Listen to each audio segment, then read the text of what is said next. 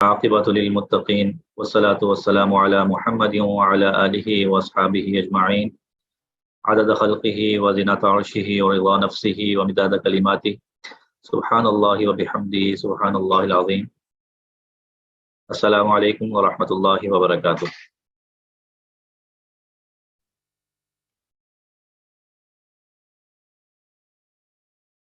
الحمدللہ آج ہمارا 7واں سیشن ہے۔ اس سے پہلے 6 سیشنز میں ہم تعمیر ذات کے حوالے سے، پرسنالٹی ڈیولپمنٹ کے حوالے سے مختلف موضوعات پر بات کرتے چلے آئے ہیں، اور آج کا موضوع بھی گزشتہ موضوعات سے وابستہ ہے، اور بنیادی موضوع اور بنیادی نقطہ یہی ہے کہ کیسے ہم اپنی ذات کو زیادہ بہتر اوصاف سے متصف کر سکتے ہیں، کیسے ہم اپنی روزمرہ کی زندگی میں زیادہ مؤثر ثابت ہو سکتے ہیں، کیسے ہم ایک بہتر کردار کا انسان، زیادہ مؤثر انسان کا کردار کا انسان بن سکتے ہیں۔ ہم نے آغاز میں عرض کیا تھا کہ تقریباً ہم کوشش کریں گے کہ 12 ورکشاپس میں یہ پورا جو کورس ہے ہمارا، اس کو سمیٹ لیا جائے۔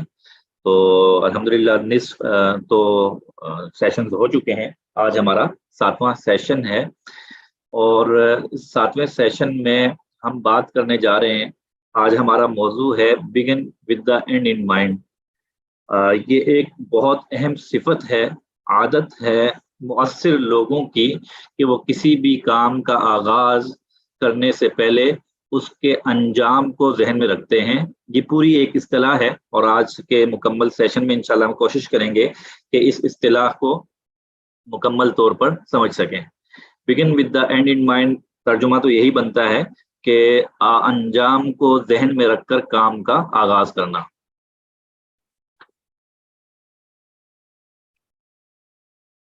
اچھا، یعنی کہ a clear vision of your desired destination۔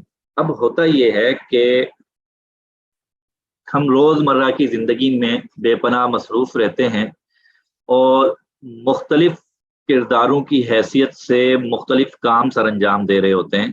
ہماری زندگی کے مختلف کردار ہوتے ہیں، ایک دن میں ہم کئی طرح کے کردار نبھا رہے ہوتے ہیں، اور ہر کردار سے وابستہ کچھ ٹاسک ہم سر انجام دے رہے ہوتے ہیں۔ اب بنیادی سوال یہ ہے کہ کیا ہم کسی بھی کردار کے حوالے سے جو ٹاسک سر انجام دے رہے ہوتے ہیں، کیا ایک مکمل زندگی کا خاکہ سامنے رکھتے ہوئے ہم نے اپنی زندگی کا کوئی انجام، کوئی انتہا ذہن میں رکھ کر اس کام کا آغاز کر رکھا ہے، یا ایسے ہی ہم نے کام شروع کر دیا؟ اس بات کو اگر سمجھنا ہو تو ایک واقعہ آپ کو سناتے ہیں کہ ایک شخص پیدل چلتے چلا جا رہا تھا، اور چلتے چلتے کافی دیر بعد وہ سڑک پر ایک ایسے مقام پر پہنچتا ہے کہ جہاں سے سڑک 2 مختلف سمتوں میں مڑ رہی ہوتی ہے۔ اب وہاں اس کے ذہن میں سوال پیدا ہوتا ہے کہ میں دائیں مڑوں یا بائیں مڑوں، اور اسی کشمکش میں کچھ سوچ و بچار کرنے لگتا ہے کہ اچانک اس کی نظر پڑتی ہے کہ اسی 2 راہے پر ایک صاحب بیٹھے ہوئے ہیں، ایک بزرگ بیٹھے ہوئے ہیں۔ وہ کہتے چلے میں ان سے مشورہ کر لیتا ہوں کہ میں کس طرف جاؤں۔ تو وہ ان بابا جی کو مخاطب کرتا ہے اور پوچھتا ہے کہ بابا جی میں دائیں جانب جاؤں یا بائیں جانب جاؤں؟ بابا جی سوال پوچھتے ہیں اس سے کہ میاں پہلے یہ بتاؤ کہ تم نے جانا کہاں ہے، تم نے جانا کہاں ہے؟ تو اس نے کہا کہ نہیں، یہ تو کہیں بھی چلا جاؤں گا، مطلب منزل متعین نہیں۔ تو بابا جی بڑا دلچسپ جواب دیتے ہیں، وہ کہتے ہیں کہ تو پھر تو تم دائیں چلے جاؤ یا بائیں چلے جاؤ، کوئی فرق نہیں پڑتا، اس لیے کہ تمہارا مقصد تو محض چلنا ہی ہے۔ تو عموماً ایسا ہی ہوتا ہے کہ ہم روزمرہ کی زندگی میں بس چلے جا رہے ہوتے ہیں، ہم بزی ہوتے ہیں، بھرپور مصروف ہوتے ہیں، لیکن مصروف رہنا اور ایک مؤثر طریقے سے اپنی منزل مقصود تک پہنچنا 2 الگ الگ چیزیں ہیں۔ تو آج ہم بات کریں گے کہ begin with the and in mind, کہ آپ کوئی بھی کام کرنے جا رہے ہیں تو اس کے انجام کو پہلے ذہن میں رکھیں اور پھر کام کا آغاز کریں۔ اور کسی بھی کام سے پہلے سب سے پہلے مجموعی طور پر اپنی زندگی کے انجام کو سامنے رکھ کر کام کا آغاز کریں۔ اب زندگی کے انجام سے کیا مراد ہے؟ زندگی کے انجام سے مراد، چلیے آج آپ کو ہم لیے چلتے ہیں آج سے تقریباً 40 سال بعد کی طرف۔ آپ تصور کیجئے کہ 40 سال بعد آپ بالکل اپنی زندگی کے آخری لمحات جی رہے ہیں۔ تصور کیجئے ذرا، اور جو جتنا آپ بہتر تصور کر پائیں گے، جتنا بہتر امیجن کر پائیں گے، آگے کی بات آپ کو اتنی بہتر طور پر سمجھ آتی چلی جائے گی۔ تو کچھ دیر کے لیے اپنے دل و دماغ کو ہر ایک فکر سے آزاد کر دیں اور ہمارے ساتھ 40 سال بعد کے اس دور میں جائیں کہ جہاں آپ اپنے بالکل اخیر وقت میں ہیں اور بہت سے لوگ آپ کے ارد گرد جمع ہیں اور ایک تقریب منعقد ہوئی ہے آپ کے اعزاز میں، اور اس میں آپ سے وابستہ مختلف لوگ ہیں، آپ کے خاندان کے لوگ ہیں، آپ کے بہن بھائی، آپ کے بیوی بچے یا شوہر، اور تو ایک کیٹیگری تو ان سب لوگوں کی ہو گئی جن سے ہمارا خونی رشتہ ہوتا ہے۔ اسی طرح وہ لوگ بھی آپ کے ساتھ ہیں جن کا بچپن سے آپ کے ساتھ تعلق رہا، یعنی دوست احباب، ان کی ایک جماعت پوری آپ کے ساتھ ہے۔ اور تیسرا وہ لوگ جن کے ساتھ آپ نے مل کر کام کیا، پروفیشنل لائف گزاری، وہ لوگ بھی وہاں پہ موجود ہیں۔ تو یہ 3 جماعتیں آپ کے سامنے موجود ہیں۔ پہلی جماعت آپ کے خونی رشتوں کی، اور دوسری جماعت آپ کے دوست احباب کی، اور تیسری جماعت آپ کے کو ورکرز کی یا ان لوگوں کی جن کے ساتھ مل کر آپ نے کسی مشن پر کام کیا ہو، کسی اعتبار سے کام کیا ہو۔ یہ تصور کیجئے کہ اب یہ تمام لوگ کھڑے ہیں اور آپ کے گرد، اور ہر ایک جماعت میں سے ایک نمائندہ آگے بڑھتا ہے اور وہ آپ کو ڈسکرائب کرتا ہے کہ آپ کون ہیں۔ آپ یہ ذرا تصور کیجئے کہ آپ اس کی زبان سے کیا سننا چاہتے ہیں اپنے لیے۔ آپ اس کی زبان سے اپنے لیے کیا سننا چاہتے ہیں کہ آپ کون ہیں؟ کون سے مراد آپ کیا ہیں، آپ نے کیسے ہیں؟ ظاہر ہے کہ وہاں پہ حقیقت پر مبنی بات ہو رہی ہے۔ تو اب ذرا تصور کیجئے کہ آج سے 40 سال بعد آپ اپنے رفیق حیات یا رفیقہ حیات سے اپنے بارے میں کیا سننا چاہیں گے؟ آپ اپنے بچوں سے اپنے بارے میں کیا سننا چاہیں گے؟ آپ اپنے والدین سے اپنے بارے میں کیا سننا چاہیں گے؟ آپ اپنے عزیز و اقارب سے اپنے بارے میں کیا سننا چاہیں گے؟ اسی طرح اپنے دوست احباب جن سے بچپن سے لے کے اخیر عمر تک آپ کا ساتھ رہا، آپ ان سے کیا سننا چاہیں گے اپنے بارے میں؟ اسی طرح آپ کے کو ورکرز جن کے ساتھ آپ نے کام کیا، آپ ان سے کیا سننا چاہیں گے؟ یہ ہے انجام کو ذہن میں رکھ کر کام کا آغاز کرنا۔ آپ جو کچھ ان سے سننا چاہیں گے تو یہ آپ کو اپنی اس پوری آئندہ 40 سال کی زندگی میں وہ تمام کام اس نہج پہ کرنے ہوں گے۔ اور اگر آپ نے یہ فیصلہ ہی نہیں کیا کہ آپ ان سے کیا سننا چاہیں گے، تو مطلب پھر اسی شخص کی طرح ہم ہیں کہ جو چلتا چلا جا رہا ہے اور کسی دو راہے پہ جا کے کسی شخص سے پوچھتا ہے کہ کہاں کو جب مڑوں، دائیں مڑوں یا بائیں مڑوں، اور اس کو جواب ملتا ہے کہ میاں جس طرف چل پڑو، تمہارا مقصد تو محض چلنا ہی ہے۔ تو انجام کو ذہن میں رکھ کر کام کا آغاز کرنے کا مطلب یہی ہے کہ ہم کس سمت میں جا رہے ہیں، آخر ہماری منزل مقصود ہے کیا، اس کی ایک کلیئر پکچر ہمارے سامنے ہو۔ وہ تصویر جتنی واضح ہوگی، آج آغاز ہم اتنا بہترین کر سکیں گے۔ وہ پکچر جتنی نمایاں ہوگی، ہم اتنا ہی بہتر انداز سے چیزوں کو دیکھ سکیں گے۔ تو بنیادی سوال وہی کہ مجھے جانا کہاں ہے، اس بات کا دار و مدار اس پر ہے کہ میری منزل مقصود کیا ہے۔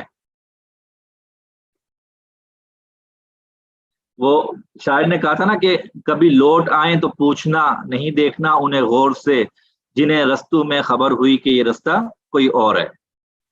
تو ایسا نہ ہو کہ ہم ایک طویل سفر کے بعد انجام کے قریب پہنچ کر ہمیں پتا چلے کہ اوہو ہم تو ایک غلط رستے پر چل پڑے تھے، چلے خوب محنت خوب کی، خوب بھاگ دوڑ کی، لیکن ایک غلط سمت میں چلے تھے ہم.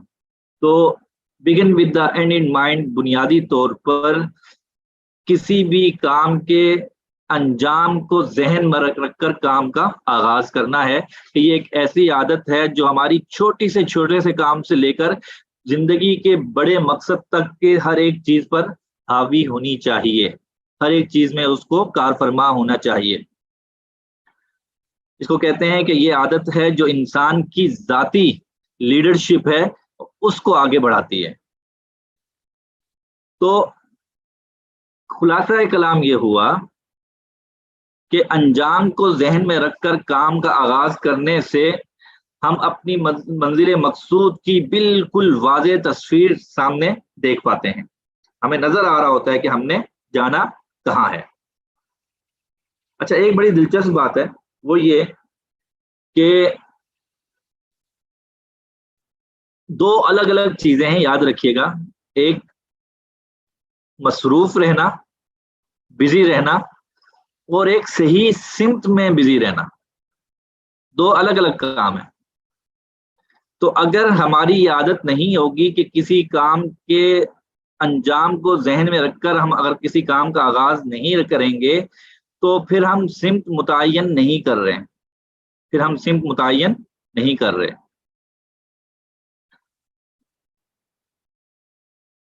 اچھا، اگر سمت متعین کریں گے تو کیا ہوگا کہ جب ہمارے سامنے بالکل واضح معلوم ہوگا کہ ہم نے جانا کہاں ہے، تو ابھی پھر ہمیں پتا ہوگا کہ ہم نے جانا اس جگہ پر ہے اور ابھی ہم یہاں پہ کھڑے ہیں. اب ہمارا اٹھنے والا ہر قدم منزل کی جانب ہوگا، درست سمت میں ہوگا، اگرچہ چند قدم ہی اٹھائیں لیکن وہ منزل کی طرف بڑھ رہے ہوں گے. اور اگر یہ متعین نہیں ہوگا کہ ہم نے جانا کہاں ہے تو اٹھنے والا قدم سمت منزل کی جانب بھی ہو سکتا ہے، کسی اور جانب بھی ہو سکتا ہے. تو یہ وہ بنیادی عادت ہے جو انسان کی زندگی میں مقصدیت کو لاتا ہے. تو ہمارا مقصد بالکل واضح ہونا چاہیے، ایک خالص پیور پکچر ہمارے سامنے ہونی چاہیے کہ ہم نے زندگی کے ہر سطح پر کیا کام سر انجام دینا ہے. اب اسی کو لے لیجئے کہ اگر ہمارے سامنے بالکل ایک واضح تصویر ہو کہ رب تعالیٰ کے سامنے کل ہم کھڑے ہوں گے تو کیا لیے کھڑے ہوں گے. آپ ذرا سوچئے کہ کل قیامت کو ہم رب کے حضور کھڑے ہیں تو ہم کیا لیے کھڑے ہوں گے، یا ہم کیا چاہیں گے کہ اس وقت کیا کچھ ہمارے پاس ہو، ہمارا دامن کن چیزوں سے بھرا ہو. اگر یہ فیصلہ ہم آج کریں گے تو پھر اگلا مرحلہ یقیناً آئے گا کہ ہم ان چیزوں کو آج اپنی زندگی میں لانے کی کوشش کریں گے. اور اگر یہ سوال ہی اللہ بچائے ہمارے ذہنوں سے اوجھل ہو جائے کہ ہم نے کل اللہ کے سامنے جب کھڑے ہونا ہے تو کیا کچھ ہمارے دامن میں ہونا چاہیے، اگر یہ سوال ہی اوجھل ہو جائے تو پھر بہت سی ایسی چیزیں ہمارے عمل سے نکلتی چلی جائیں گی جو کل کو وہاں پہ ہم نے پیش کرنا تھی. تو یہ جب تک مقصد واضح نہیں ہوگا ہماری ذات میں، ہماری شخصیت میں وہ چیزیں بھی نہیں آ پائیں گی. تو خلاصہ کلام یہ ہوا کہ کوئی بھی کام جب ہم نے اس کا آغاز کرنا ہے تو شروع کرنے سے پہلے اس کا انجام تو ذہن میں رکھیں کہ ہم نے کرنا کیا ہے، ہم کیا کرنا چاہتے ہیں، اس انجام کو ذہن میں رکھیں. آپ ذرا تصور کیجئے کہ اگر میاں بیوی شادی کے بندھن میں بننے جا رہے ہیں، نکاح کے رشتے میں منسلک ہونے جا رہے ہیں اور انجام کو متعین کرتے ہیں، ذہن میں رکھتے ہیں کہ ہم نے کس قسم کا جوڑا بننا ہے، کس قسم کا رفیق حیات بننا ہے ایک دوسرے کا. اگر وہ ہم ایک کلیئر پکچر اس کی ڈرا کر سکیں کہ کیا کیا اوصاف ہونے چاہیے، آج سے 50 سال بعد اگر ہم پیچھے مڑ کر دیکھیں تو ہم کیا کہہ سکیں گے ایک دوسرے کو، تو اگر وہ انجام ہم اس آغاز کے وقت متعین کر لیں تو پھر روزمرہ کی زندگی یقیناً بڑی حسین ہونے کو ہوگی. اور اگر کچھ متعین ہی نہیں ہوگا تو بس چلتے چلے جائیں گے. تو کامیابی کی طرف سفر کا آغاز اس نقطے سے ہوتا ہے کہ ہم اس انجام کو ذہن میں رکھیں. آپ متعین کریں کہ آپ اگر استاد ہیں تو کس اوصاف کے حامل استاد بننا چاہتے ہیں آپ. اگر وہ انجام آپ کے ذہن میں ہوگا کہ میں ان 20 اوصاف کا حامل استاد یا معلمہ بننا چاہتا یا چاہتی ہوں, تو یہ کامیابی کی طرف سفر کا آغاز ہوگا. اور اگر کچھ متعین ہی نہیں ہوگا تو پھر وہ چیزیں آنا بڑا مشکل ہے. تو پہلا آغاز یہیں سے ہوتا ہے کہ ہم اپنی زندگی کے انجام کو ذہن میں رکھیں. آپ کی زندگی میں جتنے کردار ہیں, چاہے وہ طالب علم کا کردار ہے, چاہے استاد کا کردار ہے, چاہے بیوی یا میاں کا کردار ہے, یا بچوں کا کردار ہے, یا والدین کا کردار ہے, ہم مختلف کردار نبھا رہے ہوتے ہیں. دوست کا کردار نبھا رہے ہوتے ہیں, سبارڈینیٹ کا کردار ادا کر رہے ہوتے ہیں, کہیں کوئی کسی کے ماتحت ہوتے ہیں, یا کوئی ہمارے ماتحت ہوتا ہے, یا کسی کے ساتھ مل کر کام کر رہے ہوتے ہیں. تو یہ زندگی کے مختلف کردار ہیں. ہر کردار میں اگر اس کا انجام ہمارے ذہن میں ہوگا کہ آخر ہم نے اس کردار کو کس انجام تک پہنچانا ہے, اس کا نقطۂ عروج کیا ہوگا, نقطۂ اختتام کیا ہوگا, وہ جتنا واضح اور کلیئر ہوگا ہمارا آغاز اتنا ہی حسین ہوگا, اور اس آغاز اور انجام کے درمیان جو سفر ہوگا وہ اتنا ہی زبردست ہوگا. تو یہ بڑا ضروری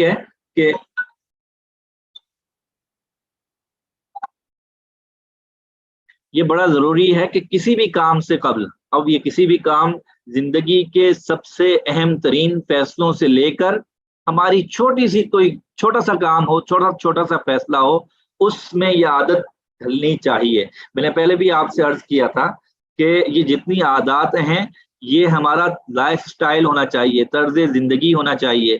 کہیں ہیں کہیں نہیں, یہ ایسا نہیں ہوتا ہے. اگر کوئی عادت ہوتی ہے تو وہ زندگی کے تمام کرداروں کو, تمام حیثیتوں کو شامل ہوتی ہے. تو وہ چھوٹے سے لے کے بڑے کام تک اگر ہم اسی انداز سے فیصلے کرنے لگیں گے, اسی انداز سے سوچنے لگیں گے, تو یقین جانیے ہماری زندگی مختلف ہونا شروع ہو جائے گی. اچھا, اگر یہاں تک بات واضح ہو گئی ہو تو ہم آگے چلیں, اور یہاں تک کوئی سوال ہے تو آپ سوال کر سکتے ہیں, تاکہ یہاں سے آگے ہم اسی موضوع کو آگے بڑھائیں گے.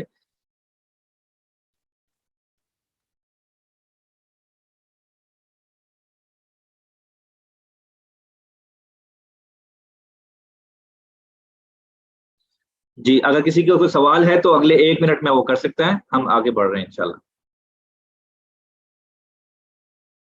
جی اچھا, اب تو واضح ہو گیا کہ begin with the and in mind, کہ کسی بھی کام کے انجام کو ذہن میں رکھ کر اس کا آغاز کرنا.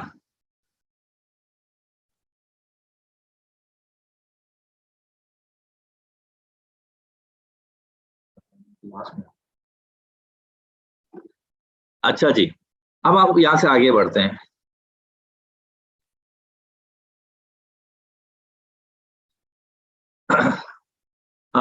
تصویر میں آپ کو کیا دکھائی دے رہا ہے؟ چیٹ باکس آپ کے سامنے ہے.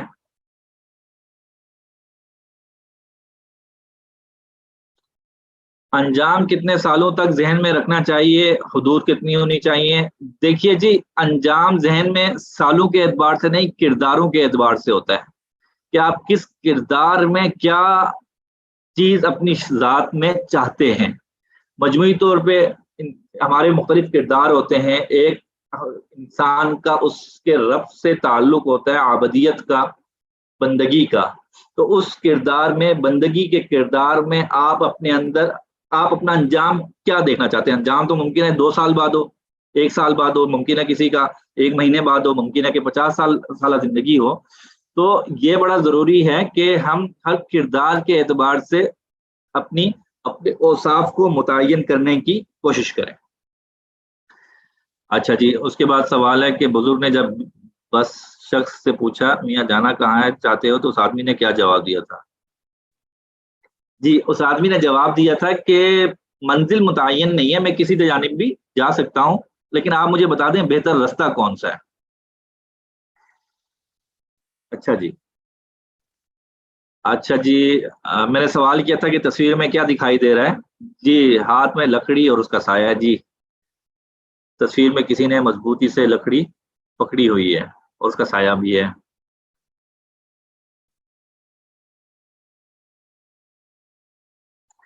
किसी काम के शुरू करने के बाद नतीजा क्या निकलता है उसकी परवाह नहीं करनी चाहिए, अक्सर ये जुमला सुनने को मिलता है, इसका क्या मतलब है? बहुत अच्छे मौके पे आपने सवाल किया और उसका ताल्लुक इस तस्वीर से बड़ा गहरा है, इसीलिए मैंने ये तस्वीर आपके सामने रखी थी। आदिल साहब ने सवाल किया है कि किसी काम के शुरू करने के बाद नतीजा क्या निकलता है इसकी परवाह नहीं करनी चाहिए, अक्सर ये जुमले सुनने को मिलते हैं, इसका क्या मतलब है? मैंने अर्ज किया कि इस सवाल का ताल्लुक इस तस्वीर से बड़ा गहरा है।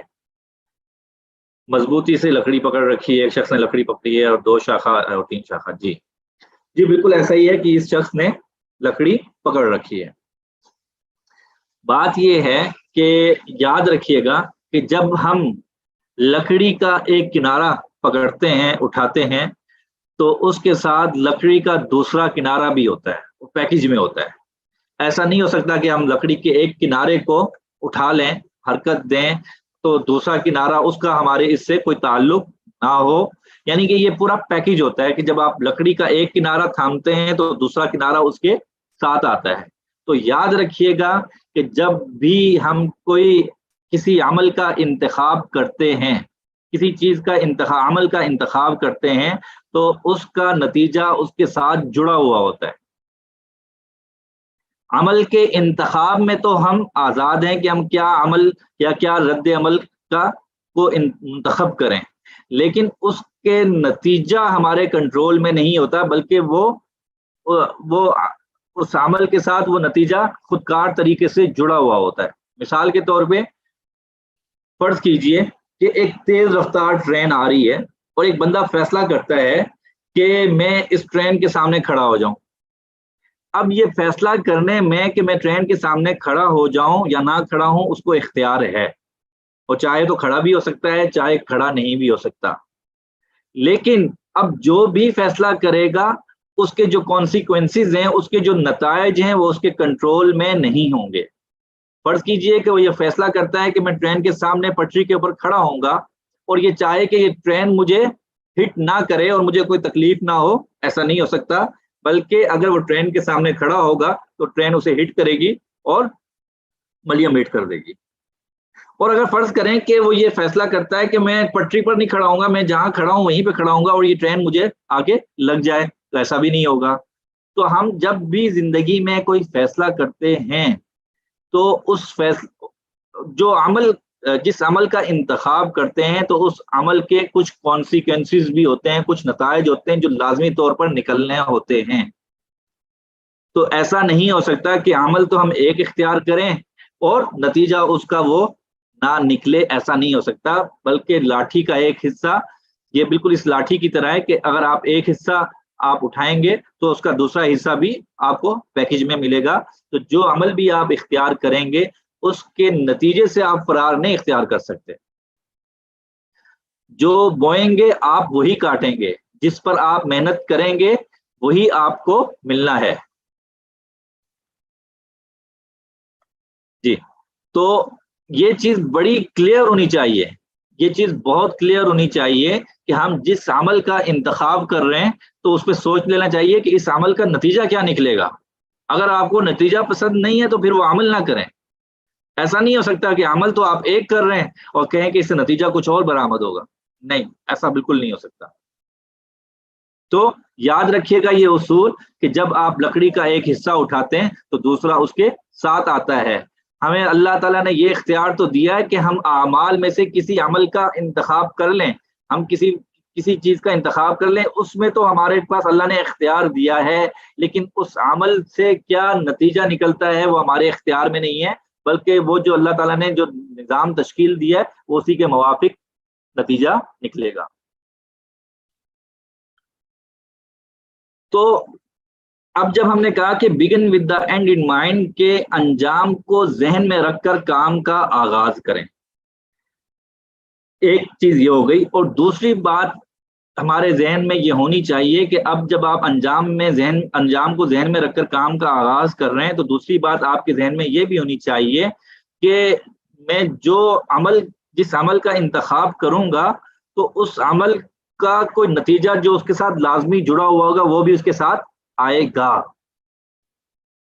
لازمی آئے گا۔ اگر آپ محبت زندگی میں بوئیں گے تو اینڈ پہ جا کے آپ کو یقیناً وہ ملنی ہے، اور اگر آپ رکاوٹیں کھڑی کریں گے دوسروں کی زندگی میں تو آپ کو اس کا نتیجہ نکلے گا۔ تو یہ وہ خدائی اصول ہیں جو اس دنیا میں کار فرما ہیں۔ میرے خیال سے کچھ سوالات ہیں آپ کے، میں دیکھ لیتا ہوں، اگر اس سے ریلیٹڈ ہیں تو ہم لے لیتے ہیں، ورنہ بعد میں دیکھیں گے۔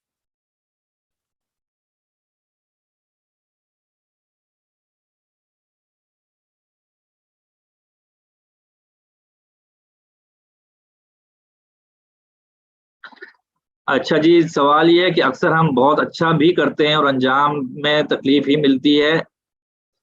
میں نے آپ سے عرض کیا کہ اپنے کام کے انتخاب کو دوبارہ سے دیکھیے۔ ایک تو یہ کہ سب سے پہلے اپنے انجام کو ذہن میں رکھیں کہ آپ جو بھی کام کرنا چاہ رہے ہیں وہ کیوں کرنا چاہ رہے ہیں، آپ اس کا الٹیمیٹ انجام آپ کے ذہن میں کیا ہے۔ اب جو انجام آپ چاہ رہے ہیں تو اگلا سوال ہوگا کہ اب جو کچھ آپ کر رہے ہیں کیا اس انجام کے موافق کر رہے ہیں یا اس کے مخالف کر رہے ہیں۔ فرض کیجئے کہ آپ چاہتے ہیں کہ آپ کے ذہن میں یہ انجام ہے کہ جب اللہ کے حضور کھڑے ہوں تو آپ اس کے بندے کی حیثیت سے اور بندگی کی حیثیت سے آپ کے دامن میں بہت کچھ ہو، لیکن موجودہ زندگی میں اگر آپ وہ ایسا کوئی کام نہیں کر رہے جو اس کی بندگی کی علامت ہے، تو پھر آپ کا کام آپ کے جو آپ نے انجام متعین کیا تھا اس کے موافق نہیں ہے۔ اچھا جی، بعض اوقات لانگ ٹائم ٹارگٹ سیٹ کرتے وقت متوقع مسائل سامنے بھی تو نہیں ہوتے، جو مسائل بعد میں ایسی شکل اختیار کرتے ہیں کہ سارے ٹارگٹ پہ اثر انداز ہوتے ہیں۔ یہی آپ سے عرض کیا کہ آپ کوئی بھی چیز منتخب کرنے جا رہے ہیں تو بصیرت کی آنکھ سے اس کو دیکھنے کی کوشش کیجئے اور جلد بازی نہ کیجئے، اچھی طرح سے اس کو دیکھ بھال کے اور اس کام سے وابستہ جو ماہرین ہیں ان سے مشورہ کر کے پھر کام کیجئے۔ دیکھیے، ایک یہ ہے کہ ہماری پلاننگ میں ہی کمزوری ہو، ہمارے آغاز میں چیز کو دیکھنا ہی اس کے تمام اسباب کو اختیار نہ کیا گیا ہو، یہ ایک الگ چیز ہے۔ اور ایک یہ کہ ہم نے اپنی طرف سے تمام تر کوشش کر ڈالی تھی، اس کے بعد کوئی مشکل آ جاتی ہے تو وہ ایک الگ مرحلہ ہے، اس پہ کیا کرنا ہے وہ جا کے ہم آگے بات کریں گے۔ لیکن ابھی یہ بات ہو رہی ہے کہ جب آپ آغاز کرنے جا رہے ہیں تو اس میں آپ ایک بالکل کلیئر پکچر دیکھیں، ہر اعتبار سے بالکل واضح نمایاں۔ مثال کے طور پہ بچوں کی پرورش کے حوالے سے آپ کے ایک ٹارگٹ آپ کے ذہن میں ہونا چاہیے۔ وہ کیا ہونا چاہیے جی؟ ہم بچوں سے والدین سے اکثر سوال کرتے ہیں کہ آپ کے خیال سے آپ کے بچے کیسے دیکھنا چاہتے ہیں آپ؟ وہ کہتے ہیں کہ ہم دیکھنا چاہتے ہیں کہ ہمارے بچے بڑے دیندار ہوں، بااخلاق ہوں اور اچھے مسلمان ہوں، کارآمد ہوں۔ اب یہ جتنی بھی اسٹیٹمنٹ ہے اس میں بڑی عمومیت ہے، یاد رکھیے گا کوئی بھی ٹارگٹ جو ہوتا ہے وہ عموم پر مبنی ہو تو اس کا حصول بڑا مشکل ہو جاتا ہے۔ یہ عمومی اسٹیٹمنٹ نہیں چلتی ہے، آپ کو اسپیسیفک کرنا پڑے گا، اسپیسیفائی کرنا پڑے گا، تخصیص پیدا کرنی پڑے گی۔ آپ واضح کریں کہ آپ کے نزدیک اچھا دیندار شخص کون ہے۔ تو آپ نے جو کہا نا کہ میں اپنے بچے کو دیندار دیکھنا چاہتے، تو آپ کے نزدیک دیندار کون ہے؟ ٹھیک، تو یہ یا آپ کہتے ہیں کہ میں اپنے بچے کو فلاں کردار میں دیکھنا چاہتی ہوں یا دیکھنا چاہتا ہوں۔ تو یہ جو عمومی اسٹیٹمنٹ ہوتی ہے کسی بھی مقصد کو متعین کرتے وقت وہ بڑی نقصان دہ ہوتی ہے۔ آپ اس کے بجائے یوں کہیں کہ میں اپنے بچوں میں یہ 20 اوصاف دیکھنا چاہتا ہوں یا دیکھنا چاہتی ہوں۔ آپ کے نزدیک جو جن سے مل کر ایک دیندار شخصیت بنتی ہے، جو بھی ہو آپ کے نزدیک، لیکن وہ واضح تو ہونی چاہیے۔ تو ہمارے ٹارگٹ اسپیسیفائی ہونے چاہیے، یہ عموم نہیں ہونا چاہیے میں ایک اچھا مسلمان بننا چاہتا ہوں، اچھا پاکستانی بننا چاہتا ہوں، یا میں اپنے بچوں کو اچھا مسلمان بنانا چاہتا ہوں یا چاہتی ہوں اچھا پاکستانی۔ یہ اچھا کیا ہے اس کو اسپیسیفائی کریں کہ آپ کے نزدیک اچھا کیا ہے کہ جس میں یہ اوصاف ہوں، 10 ہوں، 12 ہوں، 15 ہوں، 20 ہوں۔ اگر اوصاف متعین ہوں گے اگلا مرحلہ آسان ہوگا کہ کیا وہ اوصاف ایک ایک کر کے ہماری زندگی میں آ رہے ہیں یا نہیں آ رہے، کتنے آ رہے ہیں، تو اس کو اینالائز کرنا بھی آسان ہوگا۔ یہ اچھے محض عمومی اسٹیٹمنٹ کو کوئی جانچ پرکھ بھی نہیں کر سکتا۔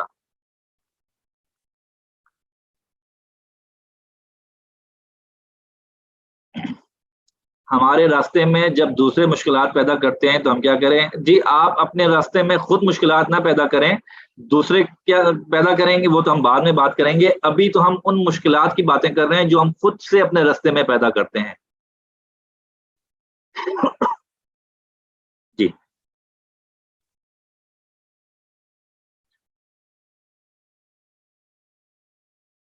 اچھا جی، ہر سنت پر عمل کرنے والا نہیں، یہ بھی عمومی اسٹیٹمنٹ ہے۔ سنت کو ڈیفائن کریں کہ کون کون سی سنتوں پر عمل کرنے والے، وہ ٹارگٹ لکھیں سارے، وہ 20 ہیں، 30 ہیں، 40 ہیں، 50 ہیں، 60 ہیں، 100 ہیں، جتنی بھی ہیں آپ ان کی ایک فہرست بنائیں، اس لیے کہ پھر آپ کو پتا ہوگا کہ آپ اپنے ٹارگٹ کی جانب بڑھ رہے ہیں یا نہیں بڑھ رہے، اور اگر بڑھ رہے ہیں تو کس رفتار سے بڑھ رہے ہیں۔ اسی مثال کو لے لیں کہ آپ نے ٹارگٹ یہ رکھا کہ ہر سنت پر عمل کرنے والا، پھر آپ نے ایک فہرست بنائی کہ سنتیں کون کون سی ہیں جس پر میں نے عمل کرنا ہے، فرض کریں آپ نے 100 سنتوں کی ایک فہرست بنا ڈالی، ٹھیک، تو اب بڑا آسان ہو جائے گا کہ آپ نے ان 100 سنتوں میں سے کتنی پر کام شروع کر دیا ہے، کتنی باقی ہیں۔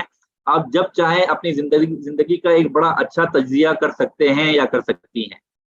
خیر، تو ہم آگے بڑھتے ہیں۔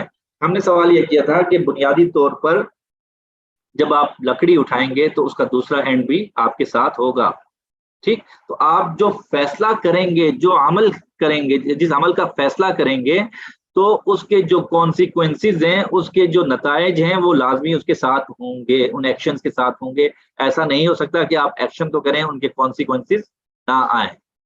آپ دیوار بال کو زور سے دیوار کے ساتھ ماریں گے، وہ دیوار بال واپس اچھل کر آپ کی طرف آئے گی، یہ ایک لازمی عمل ہے، ایک لازمی عمل ہے۔ اسی طرح بے شمار معاشرتی حقائق ہیں، قوانین ہیں کہ ہم ایک کام کرتے ہیں تو اس کا لازمی نتیجہ وہی نکلتا ہے۔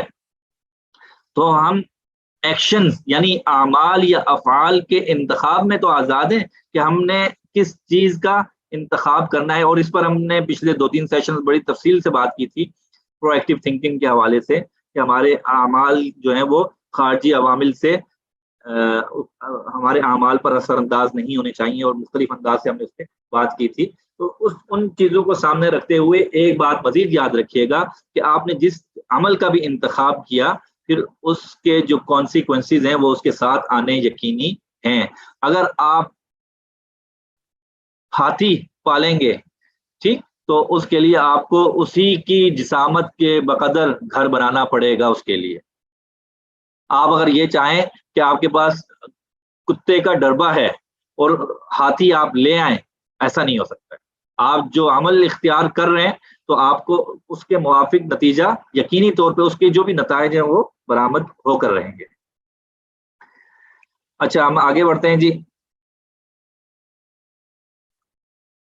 تو انجام کو ذہن میں رکھ کر کام کو آغاز کرنے کا مطلب یہ ہے کہ ہم جو چیز خارج میں چاہ رہے ہیں پہلے اس کو ذہن میں وجود بخشیں۔ ہم جو چیز خارج میں چاہ رہے ہیں اس کو ہم پہلے ذہن میں اس کا پورا وجود لے کر آئیں۔ اور ہوتا بھی ایسا ہی ہے کہ تمام اشیاء در حقیقت 2 مرتبہ وجود میں آتی ہیں۔ جتنی بھی انسان جو چیزیں بناتا ہے تو وہ 2 مرتبہ وجود میں آتی ہیں، پہلی مرتبہ اس کے دماغ میں اور دوسری مرتبہ طبعی وجود۔ پہلا ذہنی وجود جس کو ہم منصوبہ کہتے ہیں، اور دوسرا طبعی وجود یعنی کہ کام۔ مثال کے طور پہ کوئی بھی کارپینٹر ہے، بڑھئی ہے، تو اگر وہ کوئی کرسی بناتا ہے تو وہ کرسی بنانے سے پہلے اس کرسی کا خاکہ اس کے دماغ میں ہوتا ہے کہ یہ کرسی ہے، یہ لکڑی کی ہوگی، اس کی 4 ٹانگیں ہوں گی، اس کی اونچائی کتنی ہے، وغیرہ وغیرہ، وہ یہ خاکہ اس کے ذہن میں ہوتا ہے اور اس کے موافق وہ کام کرتا ہے۔ اب یہ خاکہ جتنا کلیئر ہوگا، نے کہا کہ تمام اشیاء 2 مرتبہ وجود میں آتی ہیں، اول ذہنی وجود ہوتا ہے ان کا، اور دوسرا طبعی یا خارجی وجود ہوتا ہے۔ تو یہ جو ذہنی وجود جتنا کلیئر ہوگا اتنا ہی طبعی وجود اچھا ہونے کا امکان بڑھ جاتا ہے۔ محض ذہنی وجود کامل ہونے سے نہیں بڑھے گا، اس کے اگلے سٹیپس ہیں وہ انشاءاللہ ہم آگے بات کریں گے، لیکن ابتدائی نقطہ یہ ہے کہ وہ ذہنی وجود یعنی کہ وہ مینٹل امیج جو ہے وہ زیادہ بہترین ہونی چاہیے۔ آپ نے کبھی وہ دیکھا ہو کہ دوڑ کے میدان میں وہ جو ایتھلیٹس دوڑ رہے ہوتے ہیں تو ان کے ذہن میں ایک کلیئر پکچر ہوتی ہے کہ میں نے 100 میٹر یا 1000 میٹر یا 3000 میٹر یا 15 جتنا بھی وہ جتنے کی وہ ریس ہوتی ہے طویل، تو اس کے ذہن میں ایک کلیئر پکچر ہوتی ہے کہ میں نے اتنے طویل بھاگنا ہے،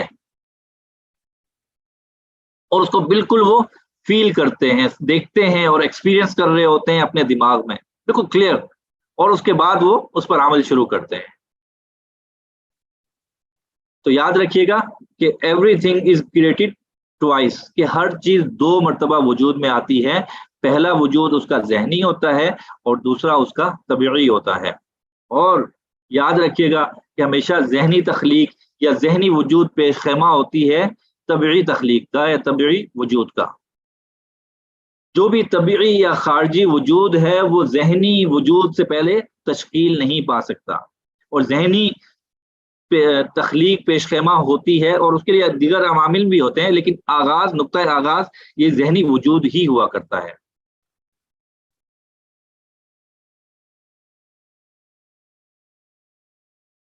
اللہ اکبر۔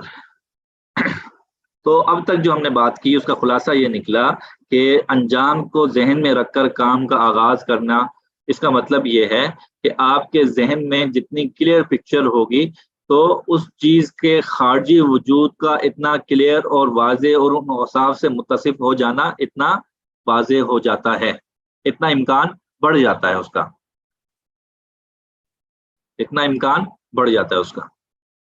اور یہ صفت ہماری روزمرہ کے چھوٹے کاموں سے لے کر بڑے کاموں تک ہونی چاہیے۔ مثال کے طور پہ فرض کیجئے آپ نے صبح 8 بجے کلاس میں پہنچنا ہے، صبح 8 بجے کلاس میں پہنچنا ہے، تو اس کے لیے اب آپ نے begin with the and in mind کو ذہن میں رکھ کر کہ 8 بجے پہنچنا ہے، تو اس کا مطلب یہ ہے کہ اگر پون گھنٹے کا رستہ ہے تو میں نے 7:15 گھر سے نکل جانا ہے۔ اچھا، 7:15 نکل جانے کے لیے ضروری ہے کہ میں 7 بجے تک ناشتہ کر کے تیار ہو چکا ہوں یا ہو چکی ہوں، اور 7 بجے ناشتہ کرنے کا مطلب یہ ہے کہ میں 6:30 بجے نہا دھو کے تیار ہو چکا ہوں تاکہ اس کے بعد میں ناشتہ کروں، اور 6:30 بجے نہانے دھونے کا مطلب یہ ہے کہ میں 6 بجے اٹھ چکا ہوں یا اٹھ چکی ہوں، اور 6 بجے اٹھنے کا مطلب یہ ہے کہ نماز کا آخری وقت تو 5:45 بجے ہے، تو اس طرح ہے کہ میں پھر 5 یا 5:15 بجے اٹھوں گا یا اٹھوں گی تو میں 8 بجے کلاس میں پہنچ سکوں گا یا پہنچ سکوں گی۔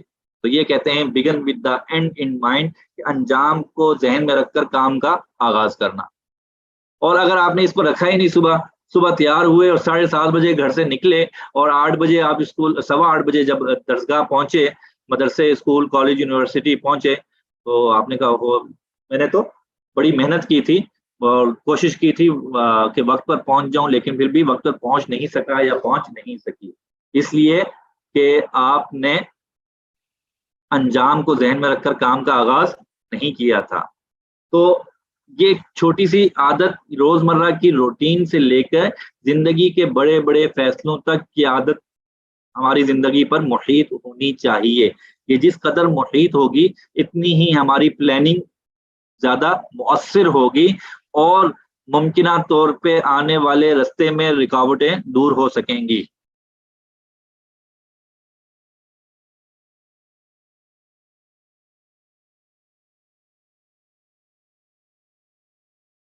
اچھا جی، لا الہ الا اللہ۔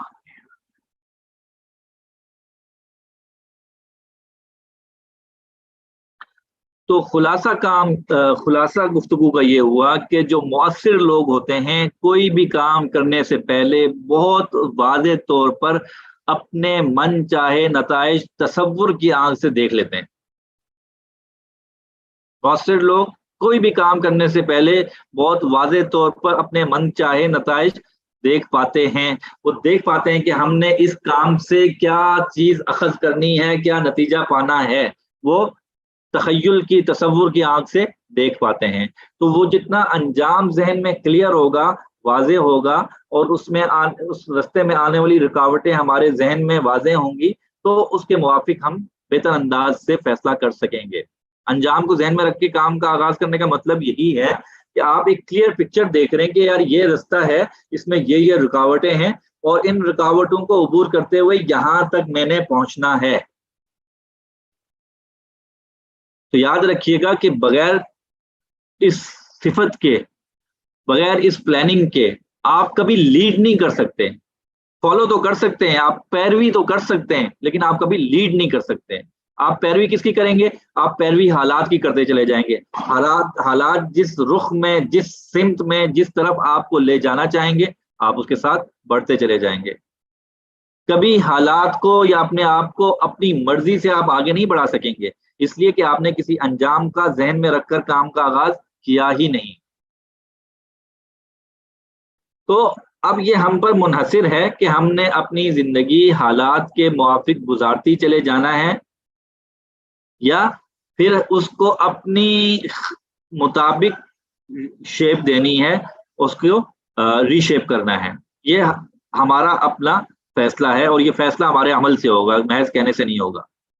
تو اب یہ ہم پر منحصر ہے کہ ہم begin with the and in mind کو اختیار کریں اور چھوٹی سے چھوٹی چیزوں سے لے کر زندگی کے بڑے بڑے فیصلوں اور سب سے بڑے فیصلے تک وہ اس انداز سے دیکھیں کہ وہ انجام جتنا کلیئر ہوگا ہمارے ذہن میں کہ یار یہ چیزیں ہیں، تو اس کا آغاز اتنا زبردست ہوگا اور پھر کسی بھی لمحے ہم اپنی جانچ پرکھ کر سکیں گے کہ آیا ہم درست سمت میں، درست رفتار میں جا بھی رہے کہ نہیں.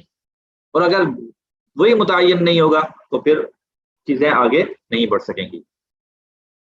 تو اگر آپ اپنا مستقبل خود تشکیل دینا چاہتے ہیں، آپ چاہتے ہیں کہ حالات کے رحم و کرم پر زندگی جہاں لے جائے، حالات جہاں لے جائیں، آپ اس طرح سے نہ چاہیں بلکہ اپنا من چاہا مستقبل تشکیل کرنا چاہتے ہیں، تو پھر پہلے اس مستقبل کو دیکھیں، ایک واضح تصویر دیکھیں، اس کے خط و خال نمایاں کیجئے اور پھر اس کو تشکیل کرنے کے لیے کمر بستہ ہو جائے.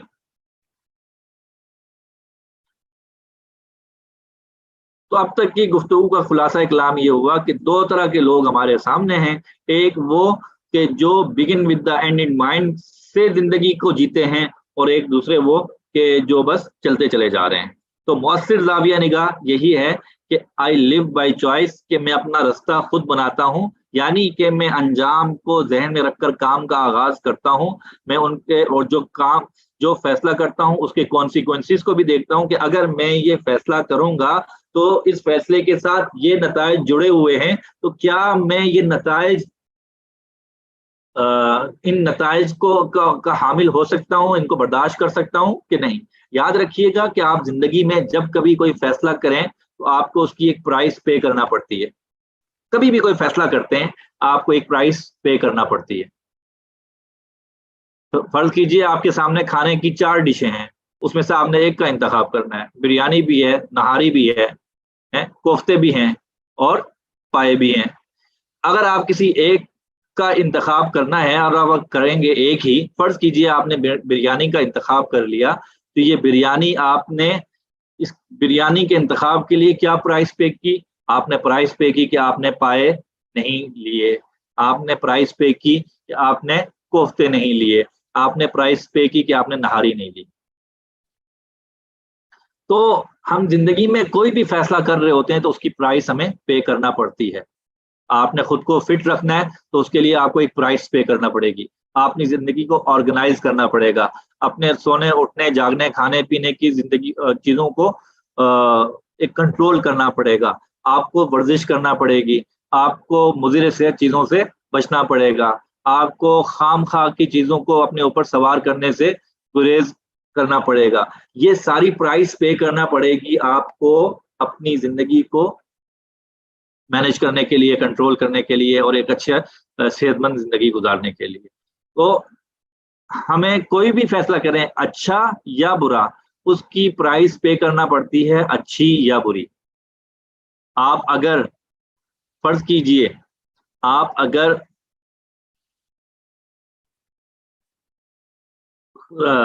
معاشرتی زندگی میں، گھریلو زندگی میں کوئی غلط اسٹیپ اٹھاتے ہیں تو آپ کو اس کی پرائس پے کرنا پڑے گی. میاں بیوی کا تعلق دیکھ لیجئے کہ اگر شوہر بیوی سے غلط رویے سے پیش آتا ہے یا بیوی شوہر سے غلط رویے سے پیش آتی ہے تو اس غلط رویے کی وہ پرائس یہ پے کرے گا یا پے کرے گی کہ مقابل سے اپنے زوج یا زوجہ سے اس کو وہ محبت نہیں ملے گی، اس کو یہ پرائس پے کرنا پڑے گی. پھر ٹھیک ہے، کر لیں، آپ تیار ہیں اس بات کے لیے. تو اگر بچوں کی پرورش کا کٹھن مرحلہ آپ نہیں اٹھانا چاہتے ہیں، آپ نہیں اس پر اس طرح سے محنت کر رہے، تو کل جب وہ جوان ہوں گے اور پھر آگے بڑھیں گے تو اس وقت وہ آپ کے ساتھ کیا رویہ اختیار کریں گے، آپ اس کی پرائس پے کرنے کے لیے تیار ہو جائیں. پھر تو یاد رکھیں کہ زندگی میں چھوٹی سی چھوٹے فیصلے سے لے کے بڑے فیصلے تک ہمیں اس کی ایک پرائس پے کرنا پڑتی ہے. تو ایک جو مؤثر انسان ہوتا ہے وہ کیا کرتا ہے، وہ اس کا طرز زندگی یہ ہوتا ہے کہ میں اپنا رستہ خود بناتا ہوں، یعنی کہ وہ حالات کے رحم و کرم پر نہیں چلتا. اور جو غیر مؤثر شخص ہے اس کا طرز عمل یہ ہوتا ہے، کوئی زبان سے ظاہر ہے کہ کوئی بھی شخص یہ نہیں کہتا کہ یار میں تو حالات کے رو میں بس بہتا چلا جا رہا ہوں، خود تو کچھ نہیں کرتا، ایسا عموماً نہیں ہوتا ہے.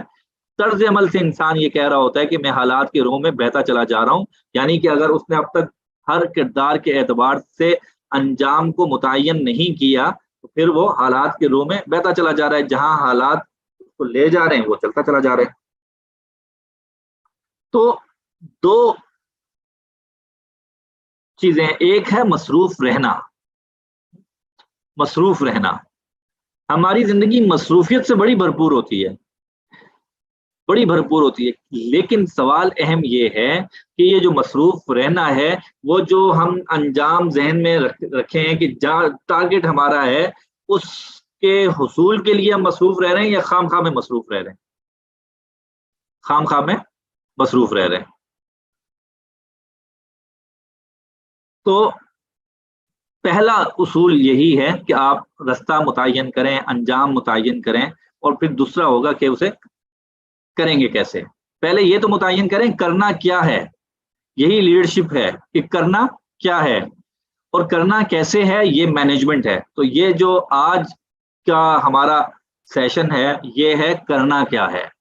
اگلا سیشن ہوگا ہمارا انشاءاللہ، اس میں ہم بات کریں گے کہ کرنا کیسے ہے.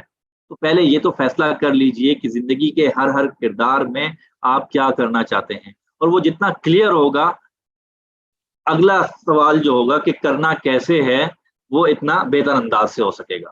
اگر یہی نہیں پتا ہوگا کہ کرنا کیا ہے تو اگلا سوال کہ کرنا کیسے ہے وہ تو پھر کوئی معنی ہی نہیں رکھتا. آگے چل کے ہم کچھ مشقیں کرتے ہیں، آپ کے سامنے کچھ سوالات رکھیں گے، اور ان کا بنیادی مقصد یہ ہے کہ ان سوالات کی مدد سے آپ زندگی کے اپنے اہم ترین فیصلے کر سکیں اور ایک اپنی زندگی کی چند مقاصد تحریر کر سکیں. تو آگے ہم کچھ مشقیں کرنے جا رہے ہیں، کچھ سوالات ہوں گے اور ان کو کچھ یہاں پہ بھی کر لیں گے. اور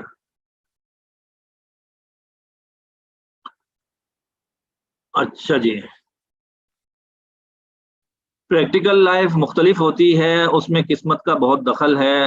جی بالکل ایسا کچھ بھی نہیں ہوتا، قسمت کا دخل ایسا نہیں ہوتا بالکل بھی. اگر قسمت کا دخل ہو تو پھر اللہ تعالیٰ نے انسان کو مکلف کاہے کا بنا دیا. جن کی قسمت اچھی ہے وہ کامیاب ہو گئے، جس کی قسمت اچھی نہیں ہے تو وہ بیچارے ناکام ہو گئے، وہ تو گئے پھر.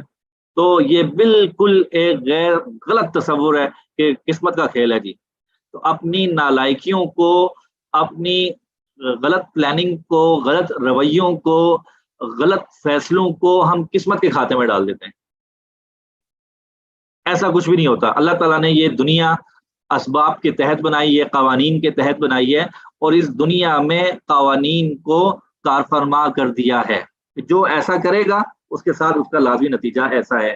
ہم پہلے بات کر چکے ہیں کہ ہر عمل کا ایک لازمی نتیجہ ہوتا ہے، اور وہ اللہ کی جانب سے ہے کہ اس عمل کے ساتھ اس نتیجے کو جوڑ دیا گیا ہے.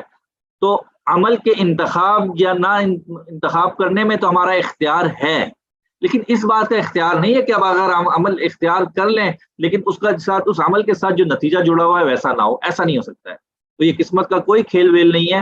ہم اپنی ذمہ داریوں سے بھاگنے کے لیے اس طرح کے جملے ہم نے گڑھ لیے ہیں. تو ان جملوں کو اپنے دل و دماغ سے نکال دیجئے. بالکل ایسا کچھ بھی نہیں ہوتا ہے، ایسا کچھ بھی نہیں ہوتا ہے. उस्ताद मोहतरम हजरत मुफ्ती तकी इस्माइल साहब दामत बरकातुहुम, उनका जुमला मैं पहले भी अर्ज कर चुका कि वो फरमाते हैं कि बेहतरीन तदबीर में बेहतरीन तकदीर पोशीदा है। तकदीर का और तदबीर का आपस में बड़ा गहरा रब्त और ताल्लुक है। तो अपने जहन से पहले उसूली तौर पर इस मौक़िफ़ को बिल्कुल वाज़े रखें, बिल्कुल वाज़े रखें कि हम जैसा कोशिश करेंगे इंशाअल्लाह वैसे ही नताइज निकलेंगे।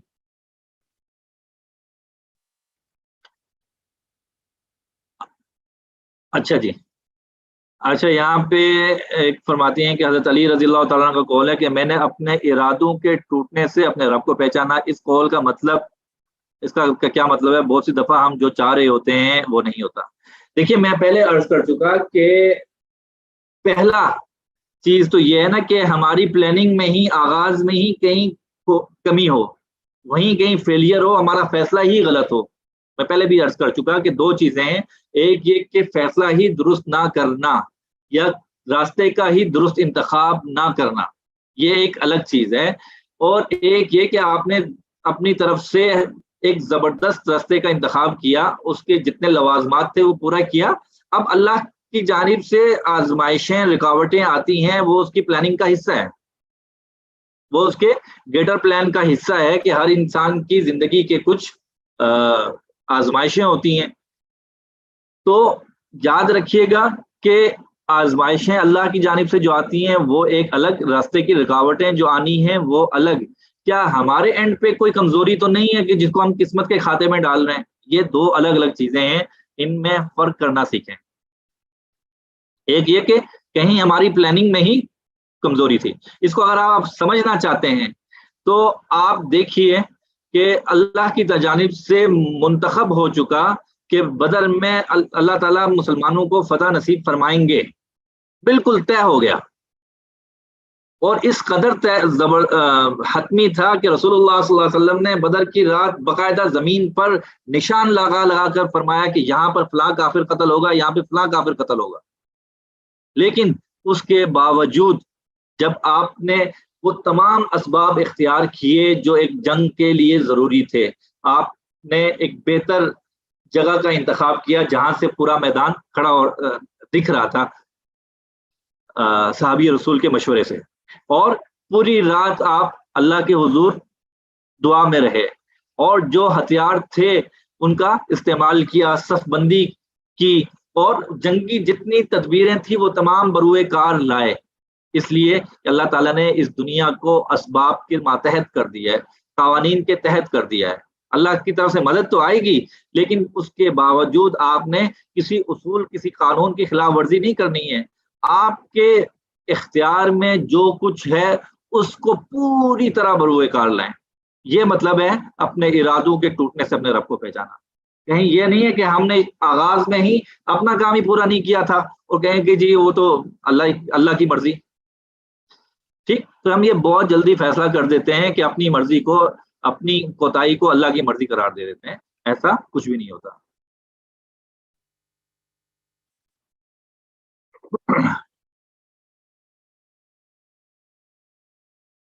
अच्छा जी,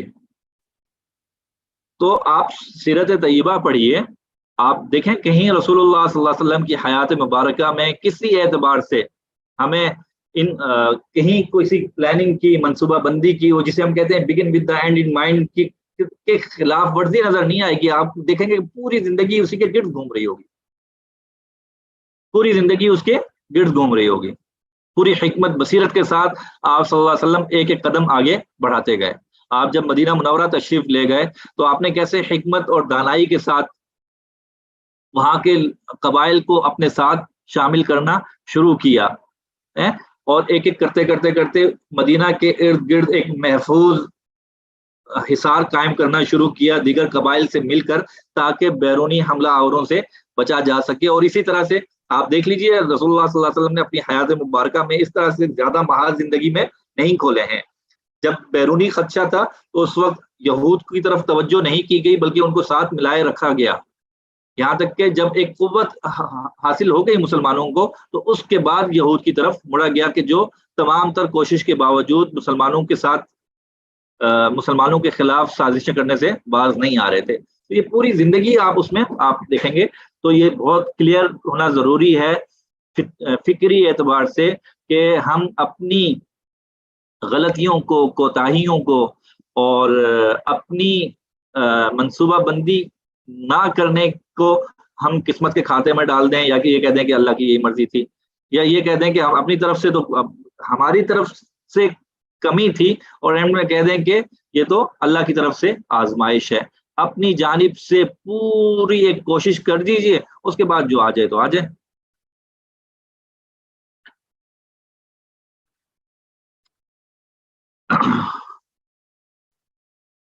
अच्छा जी, एक शख्स ने अच्छी मंसूबाबंदी की लेकिन किस्मत से सैलाब आ गया। देखिए जी, मैंने आपसे अर्ज किया कि हमारे एंड पे क्या है। हमारे एंड पे ये है, जो बदर का मैदान है उसको सामने रखिए कि उस वक्त जो दस्तयाब वसाइल थे, जो जो मंसूबाबंदी हो सकती थी वो कर की गई, उसमें किसी एक लम्हा भी और एक रत्ती बराबर भी कमी नहीं थी। ठीक, तो हमारे एंड पे तो ये है कि हमने उसमें वो सारे काम करने हैं, और फिर रुकावटें आती हैं, तो आजमाइशें आती हैं, उसमें वो अल्लाह की जानिब से होती हैं, और उसमें हमने कैसे साबित कदम रहना है, ये एक अलग मौजूए बहस है। तो बहरहाल दो चीजें अब तक हम उस पर गुफ्तगू कर चुके कि एक, अंजाम को जहन में रख के काम का आगाज करने का मतलब यह है कि मनसूबाबंदी में हमारे एंड पर किसी एतबार से कोई कमी ना हो। ठीक, दूसरी बात यह कि अगर आपने जो कोशिश की है उसमें अगर कोई रुकावट आ जाती है, तो आपके पास प्लान बी सी डी भी होने चाहिए, और ये कि अब आपने उसमें कैसे गुजरना है, ये भी आपकी जिंदगी का एक आजमाइश होती है कि आपने उसमें से कैसे निकलना है। माकबल के सेशन में हम बात करते चले आए हैं कि इंसान पर जो हालात भी होते हैं वो उसकी वसत के मुवाफिक होते हैं, उससे बढ़कर अल्लाह ताला इंसान पर आजमाइश नहीं डालता। जी, हम आगे बढ़ते हैं जी। अब ये एक दो मशकें हैं जिसका बुनियादी मकसद ये है कि हमने जो begin with the and in mind है वो ज्यादा क्लियर होके हमारे सामने आ जाए।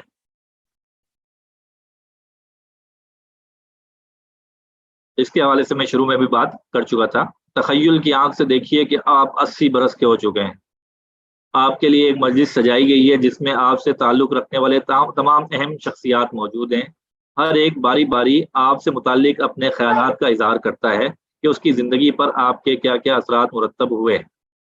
मुमकिन किरदार क्या हो सकते हैं उस मजलिस के? वालदेन हैं, बहन भाई हैं, बीवी बच्चे हैं, या शौहर है, या साथ काम करने वाले हैं, दोस्त अहबाब हैं, और हाँ, सबसे अहम बहसियत उस्ताद के, आपका आपके शागिर्दों पर इन्फ्लुएंस कैसा रहा। ये एक मश्क है, मंजर आपके सामने है कि अब आप एक एक किरदार को सामने रखते हुए इस बात का फैसला कीजिए कि आप उनकी जिंदगी पर किस अंदाज से असरअंदाज हुए। सवाल गौर से देख लीजिएगा कि आप उनकी जिंदगी पर किस एतबार से असरअंदाज हुए, आपने उनकी जिंदगी में क्या किया, उनकी आपके बारे में क्या राय है।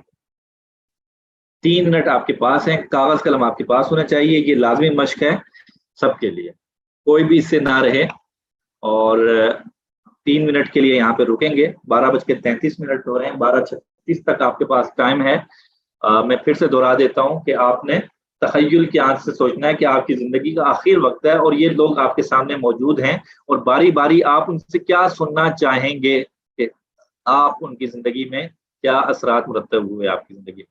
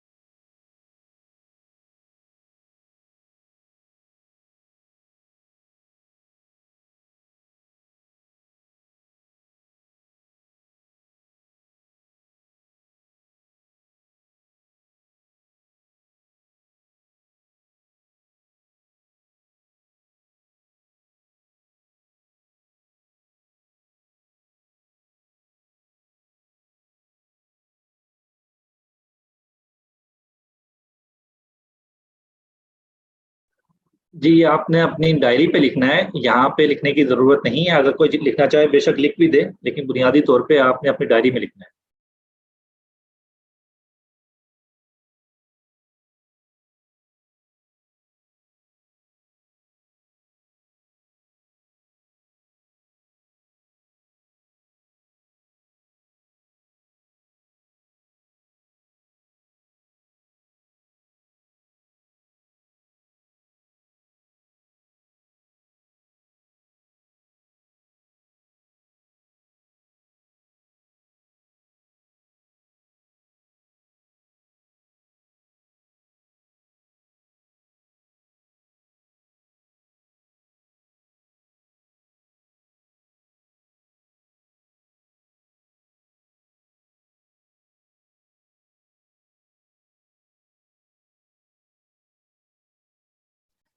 जी।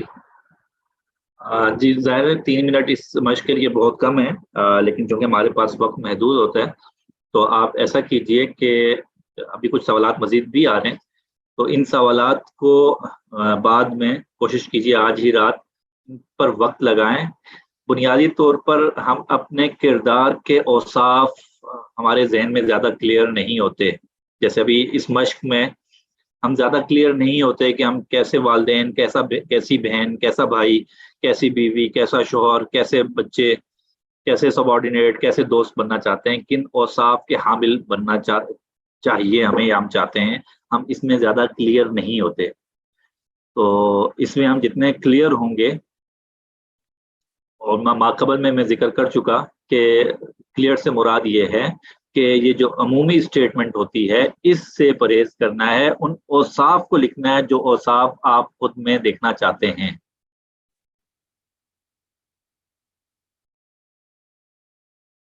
अच्छा, तो उन औसाफ को आप मुतय्यन करें, और फिर अगला सवाल ये होगा कि आप जो चाहते हैं कि आज से चंद बरस बाद आपके हवाले से लोग ये बात करें, अब ये सवाल होगा कि क्या आज की ज़िंदगी आपकी उस नहज पे गुज़र रही है, जिस अंजाम के मुवाफ़िक आप ज़िंदगी गुज़ारना चाहते हैं?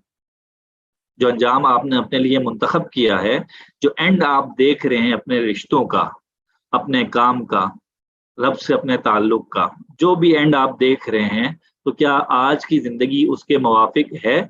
अगर है तो कितने फ़ीसद है? अगर नहीं, तो उसमें आपने क्या करना है?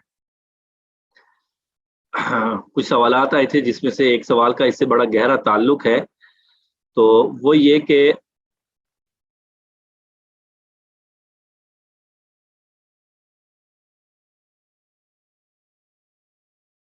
कहाँ गया सवाल? हमें कैसे मालूम होगा कि एक अमल पे हमको इस्तेकामत नसीब हो गई है? वो कहती हैं कि होता ये है कि हम अ, हमारे ज़हन से कभी एक अमल निकल जाता है और हम उसको भूल ही जाते हैं। यानी कि एक अमल हमारे ज़िंदगी में था और फिर आहिस्ता-आहिस्ता वो हमारी ज़िंदगी से निकल गया और हमें इस्तिकामत नहीं मिल सकी उस अच्छे काम पर। मैंने आपसे अर्ज़ किया कि जब हम तमाम तर तवानाइयों का मरकज़ हम अपनी ज़ात को बनाएँगे और उसकी बेहतरी की कोशिश करेंगे, और जब हम ये मुतय्यन कर चुके कि हमने हमारी ज़िंदगी में कौन-कौन से औसाफ होने चाहिए, और वक़्तन-फ़वक़्तन अगर हम उसकी जाँच-परख भी करते रहेंगे, तो अगर ऐसी कोई अच्छी आदत, ऐसा कोई अच्छा काम जो हमारी ज़िंदगी में था और निकल गया हो, तो यकीनी तौर पर एकदम से पकड़ में आ जाएगा कि ये चीज़ जो आज से पहले मैं करता था या करती थी और अच्छी चीज़ थी, ये मेरी ज़िंदगी से निकल गई है, तो यकीनन फिर अगला स्टेप होगा कि हम उसको वापस ज़िंदगी में लाने की कोशिश करेंगे। तो ज़िंदगी उसी सूरत में बेहतरीन हो सकती है, अच्छी हो सकती है और ज़्यादा मौअस्सिर हो सकती है, जब हम उसको अच्छा, मौअस्सिर और बेहतर करने की कोशिश करें। अगर हालात के रो में बहते चले जाएँगे, तो फिर वैसे ही चलती चली जाएगी। अच्छा, अच्छा, ये सवाल है कि एज़ ए मदर और हाउसवाइफ़ हम बहुत कुछ करना चाहते हैं, लेकिन कर नहीं पाते, नाकामी हो जाती है। हज़ारों चीज़ें दिमाग में चलती हैं, लेकिन हमारे प्लान्स में कहीं न कहीं डिपेंडेंसी होती है मर्दों पे, हो जाती है, जिसकी वजह से हम औरतें बैठ जाती हैं। ख़वातीन की तरफ से अक्सर ये सवालात आते हैं, और देखिए, एक बात ये कि مرد اور عورت یہ زندگی کی گاڑی کے دو پہیے ہیں جو ایک ساتھ چل رہے ہوتے ہیں. اس میں سے کسی ایک کی رفتار بھی اگر درست نہیں ہوگی اور کم ہوگی تو دوسرے کی رفتار متاثر ہوگی. تو بحیثیت والدین کے بچوں کی تربیت یا گھر کے ماحول کے لیے جو سب سے پہلا نقطہ ہے وہ یہ ہے کہ میاں بیوی کا آپس کا تعلق بڑا اچھا ہو.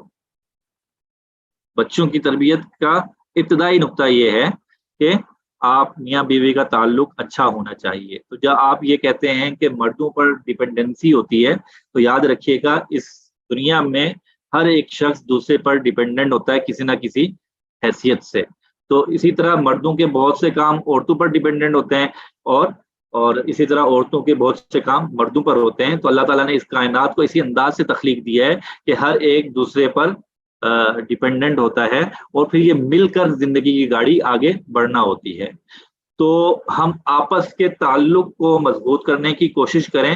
اس میں جتنا حسن آتا چلا جائے گا، جتنی خوبصورتی آتی چلی جائے گی، جتنی مضبوطی آتی چلی جائے گی، ہماری زندگی کے مقاصد اتنے احسن انداز سے آگے بڑھیں گے. تو یہی وجہ ہے کہ جب ہم زندگی کے مقاصد کو متعین کرتے ہیں، ان کرنے کی کا کام سر انجام دے رہے ہوں، تو وہاں پہ یہ بھی بڑا ضروری ہے کہ ہم ان نکات کو بھی سامنے رکھیں کہ کیا چیلنجز ہمیں درپیش ہیں اور ان کو کیسے دور کیا جا سکتا ہے.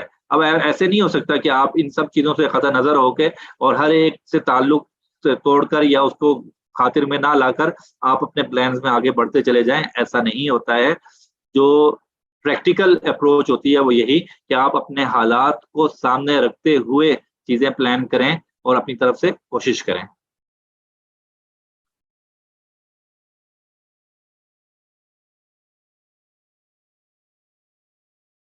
سر میں نے جو بھی لکھا ہے وہ سب عمومی ہے. میں نے آپ سے یہی عرض کیا کہ عمومی کی کوئی حیثیت نہیں ہے. کبھی بھی مقاصد عمومی نوعیت کے نہیں ہوتے ہیں. تو ہم یہ مقاصد کی بات کر رہے ہیں.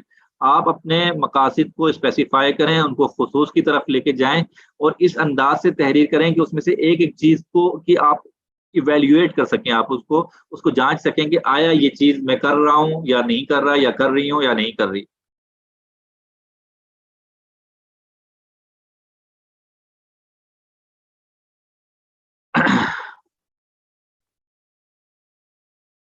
اچھا جی. سسرال میں کوئی تعریف نہیں کرے گا امید ہے. اچھا جی.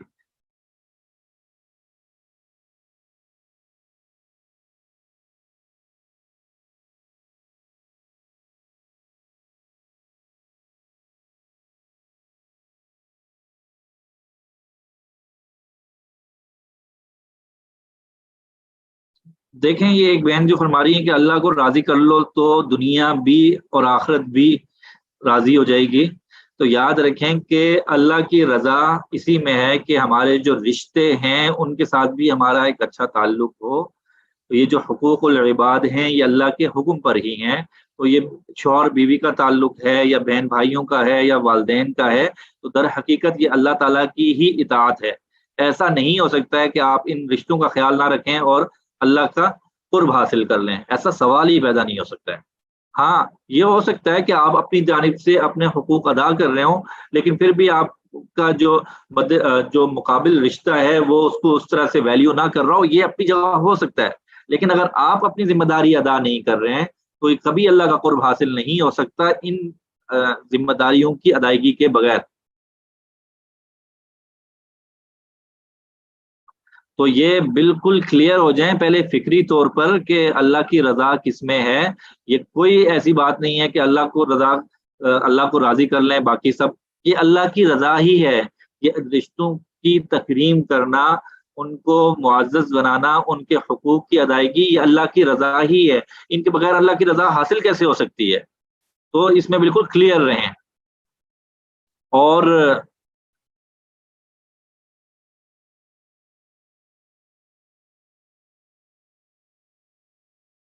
اچھا یہ کچھ ذاتی نوعیت کے سوال ہیں، ان سے گریز کیجیے جی. ہم اپنے موضوع کی طرف مزید آگے بڑھتے ہیں. اور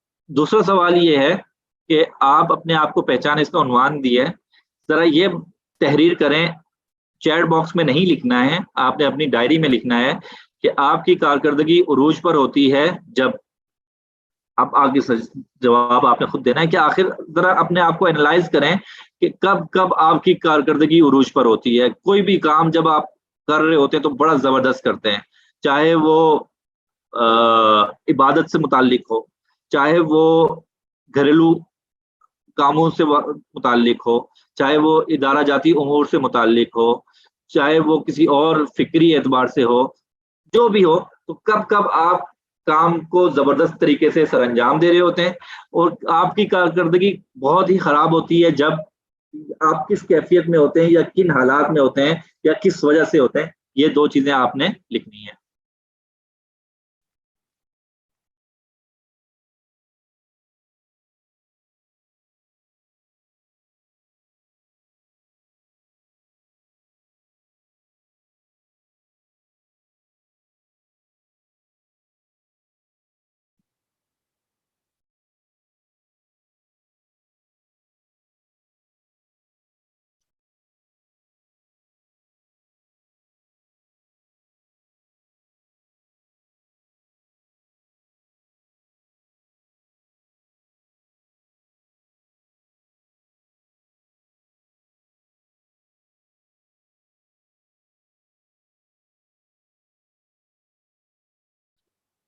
जी, इन सवालात को जरा अच्छे से देखिए और 1 मिनट मजीद में आप इसी पे हम लगाते हैं कि आपकी कारकर्दगी उरूज पर होती है। वो वक्त याद कीजिए कब कब आपकी कारकर्दगी उरूज पर होती है और कब कब आपकी कारकर्दगी बहुत ही खराब होती है। वो कौन से सरकमस्टांसिस होते हैं, कौन सा माहौल होता है, कब आपकी कारकर्दगी खराब होती है और कब अच्छी होती है।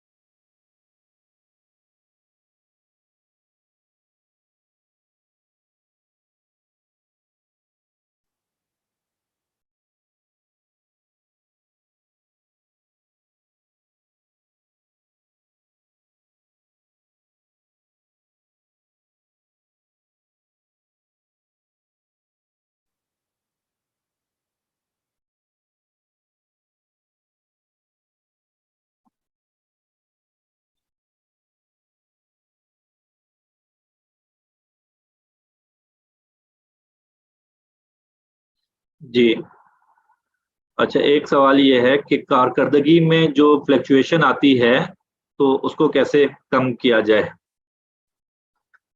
इस पर जो हमारा अगला सेशन है वो इंशाल्लाह इसी हवाले से है कि कैसे हमने अपनी कारकर्दगी को ज़्यादा मौसर बनाना है और ये जो प्रोक्रास्टिनेशन है इससे कैसे हम बच सकते हैं।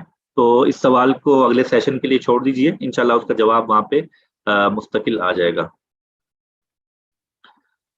अच्छा, मैं आपके सवालात की तरफ आता हूँ, लेकिन उससे पहले एक दो चीज़ें रह गई हैं, हम उस पे बात कर लेते हैं, फिर आपके सवालात की तरफ आते हैं इंशाल्लाह।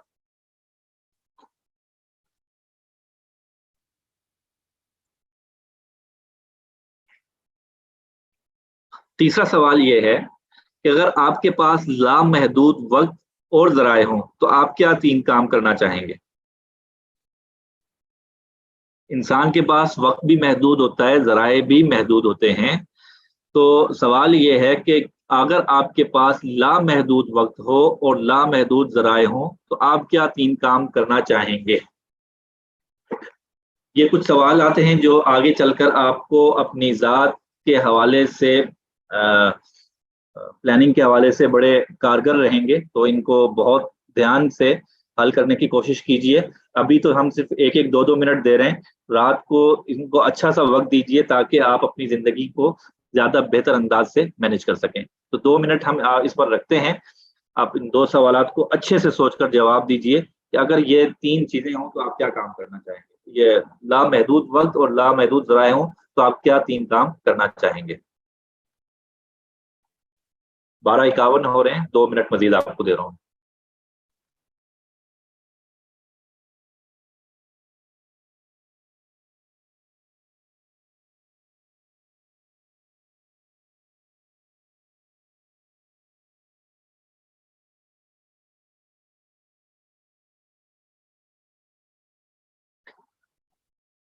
लामहदूद से मुराद जी कि हाँ जी वक्त भी महदूद नहीं है, बेवक्त वक्त ही वक्त है आपके पास। कहते हैं ना कि मेरे पास वक्त नहीं है काम करने को, तो वक्त का कोई ऐसा इशू नहीं है, बेशुमार वक्त है आपके पास और जराए भी बहुत बहुत हैं।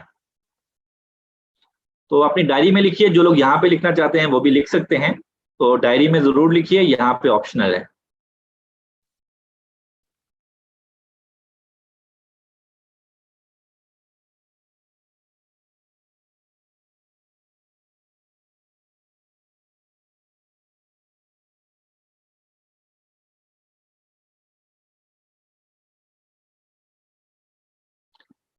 प्लीज तीनों क्वेश्चन रिपीट कर दें, मैं दोबारा से अर्ज कर देता हूँ। स्क्रीन के सामने, स्क्रीन पर भी सवाल है। सवाल ये है कि अगर आपके पास लामहदूद वक्त हो और जराए लामहदूद हो, यानी कि असबाब की भी कमी ना हो, वक्त की भी कमी ना हो, तो आप क्या 3 काम करना चाहेंगे?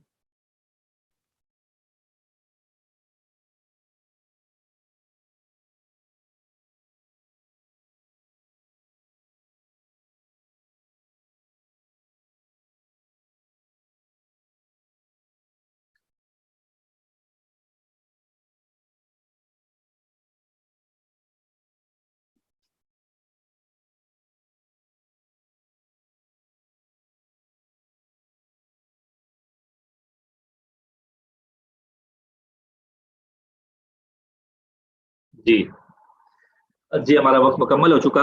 अच्छा, अब 3 काम आप सबने लिख लिए होंगे। अगला सवाल ये है आपसे कि क्या उन 3 कामों में से हर एक काम को किसी न किसी दर्जे में आप इस वक्त कर रहे हैं?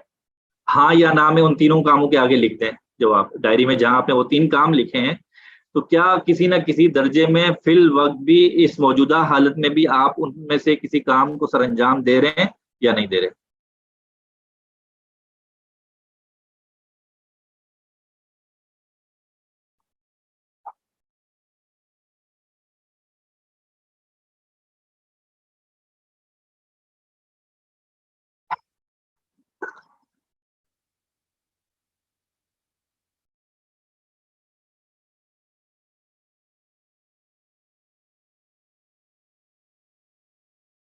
जी। अच्छा, अब बुनियादी तौर पे याद रखिएगा कि ये जो तसव्वुराती सवाल था कि हमारे पास वक्त भी महदूद ना हो और ज़राए भी महदूद ना हो, तो हम क्या 3 काम करना चाहेंगे, और अगला सवाल इससे जुड़ा हुआ था कि क्या उन 3 काम जो हमने मुंतखब किए हैं, तो इस वक्त हम वो तीनों काम कर रहे हैं या नहीं।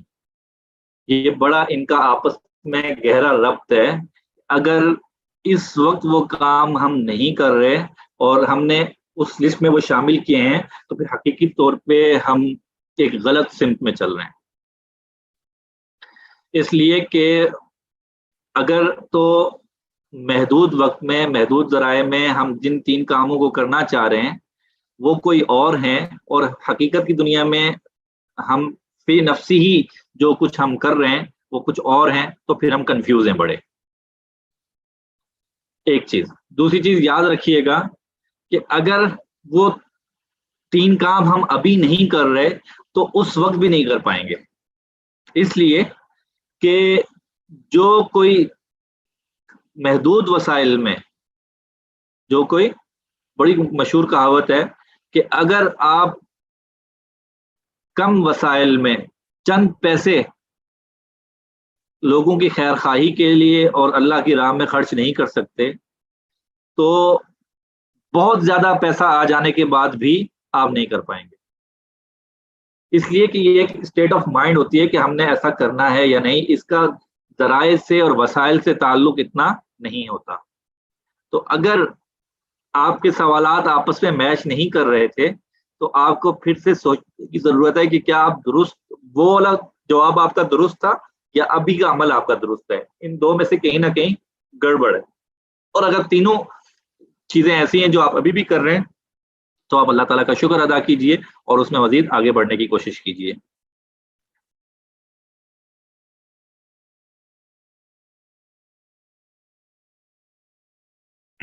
अच्छा, एक सवाल मजीद आपके सामने आ गया।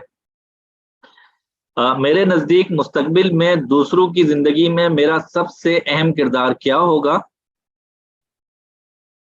اگرچہ میں اس خیال کو کئی بار جھٹک چکا ہوں، پھر بھی ایسا کیا ہے کہ جو مجھے ضرور کرنا چاہیے؟ یہ دو سوال ہیں۔ ایک تو یہ کہ میرے نزدیک مستقبل میں دوسروں کی زندگی میں میرا سب سے اہم کردار کیا ہوگا؟ ٹھیک ہے، اب وہ دوسرے آپ اس کا مزید آگے تفصیل سے جا سکتے ہیں کہ دوسرے سے کون کون مراد ہیں، کون کون سے کردار ہیں۔ دوسرا سوال یہ ہے کہ ایسا کون سا کام، خیال کئی بار جسے میں جھٹک بھی چکا ہوں، پھر بھی ایسا کیا ہے کہ جو مجھے ضرور کرنا چاہیے؟ انسان کے ذہن میں کبھی آتا ہے یار کہ یہ کام مجھے ضرور کرنا چاہیے، پھر اس کے ذہن میں آتا ہے نہیں یار مجھے کیا ضرورت ہے یہ کام کرنے کی۔ ایسا کون سا خیال ہے جو کئی بار آپ اپنے ذہن سے نکال چکے ہیں لیکن پھر آتا ہے کہ نہیں ایسا ضرور کرنا چاہیے؟ یہ ان دو سوالات کے جوابات دیجیے اپنے۔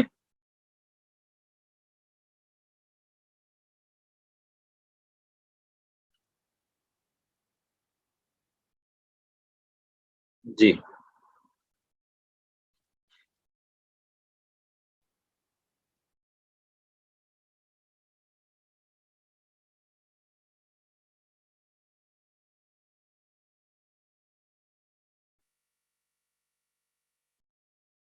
جی، 1 منٹ مزید دے رہا ہوں، اس سوال کا جواب دے لیجیے، پھر میں آپ کے سوالات کی طرف آتا ہوں۔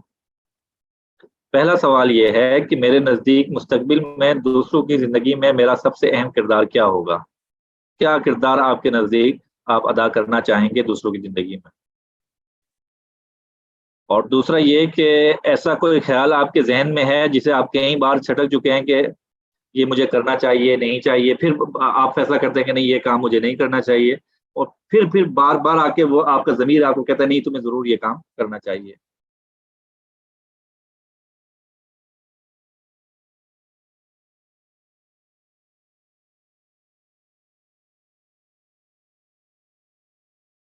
جی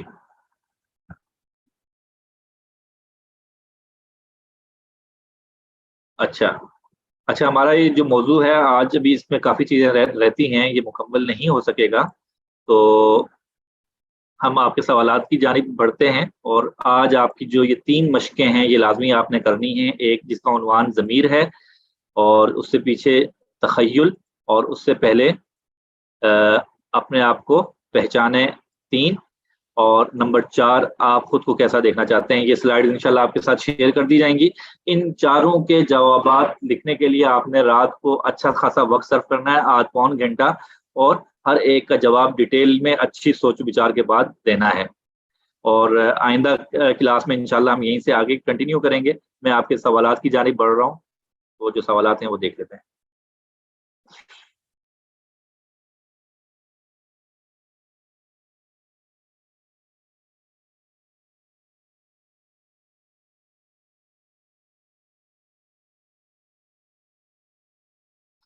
اچھا جی،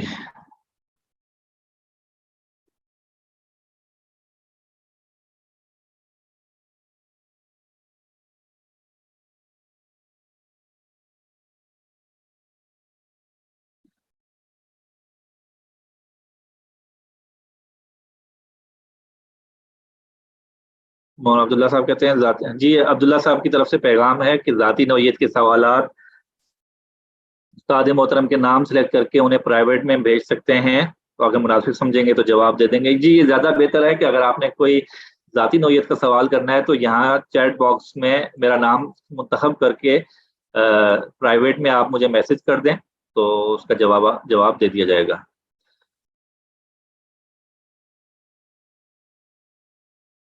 اچھا جی،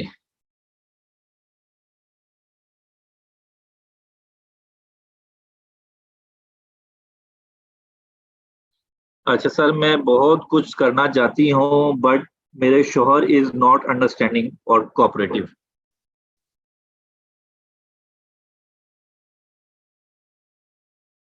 دیکھیے، یہ بہت سے لوگوں کو شکوہ رہتا ہے، اور ہم کہیں کوشش کریں گے انشاءاللہ کہ آگے چل کے مستقل اس عنوان پر ایک سیشن رکھ لیں۔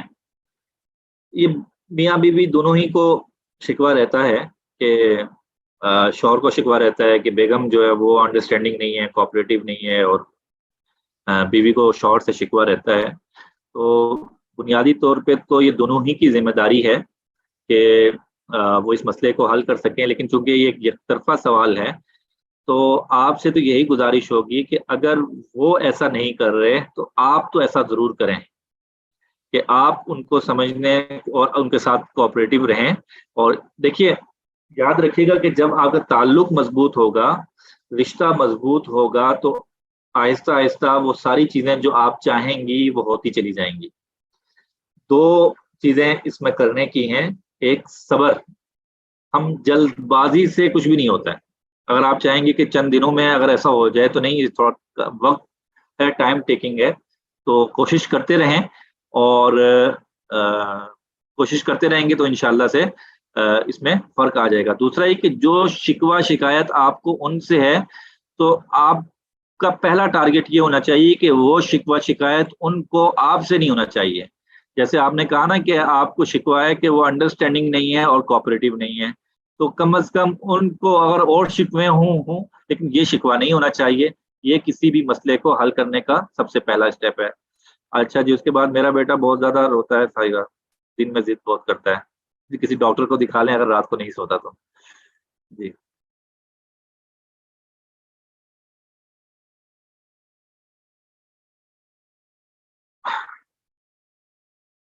یہاں تک کہ اچھا یہ پچھلے سوال کا یہ کہ یہاں تک کہ بچے بھی اگنور ہو رہے ہیں بہت زیادہ. جی جب بھی میاں بیوی کا آپس کا تعلق مضبوط نہیں ہوگا تو اس میں جو سب سے زیادہ متاثر ہوتے ہیں وہ بچے ہوتے ہیں. اور یہ والدین کو اس بات کا ادراک کر لینا چاہیے، ماں کو بھی اور باپ کو بھی، شوہر کو بھی اور بیوی کو بھی. اور اس نقطے کی وجہ سے اپنے رشتے کو زیادہ مضبوط کرنا چاہیے کہ ہمارے آپس کے باہمی تعلق کی مضبوطی نہ ہونے کی وجہ سے اس کا بہت زیادہ منفی اثر بچوں پر پڑتا ہے، اور سب سے زیادہ جو متاثر ہوتے ہیں وہ بچے ہی ہوتے ہیں. اچھا جب میں خود اپنے ذہن کو مثبت سوچ پر رکھنے کی کوشش کرتی ہوں، ہر کام اچھے طریقے سے ہو جاتا ہے. تو جی آپ اس کوشش کو جاری رکھیں تو انشاءاللہ یہ کام ایسے ہی چلتے چلے رہیں گے.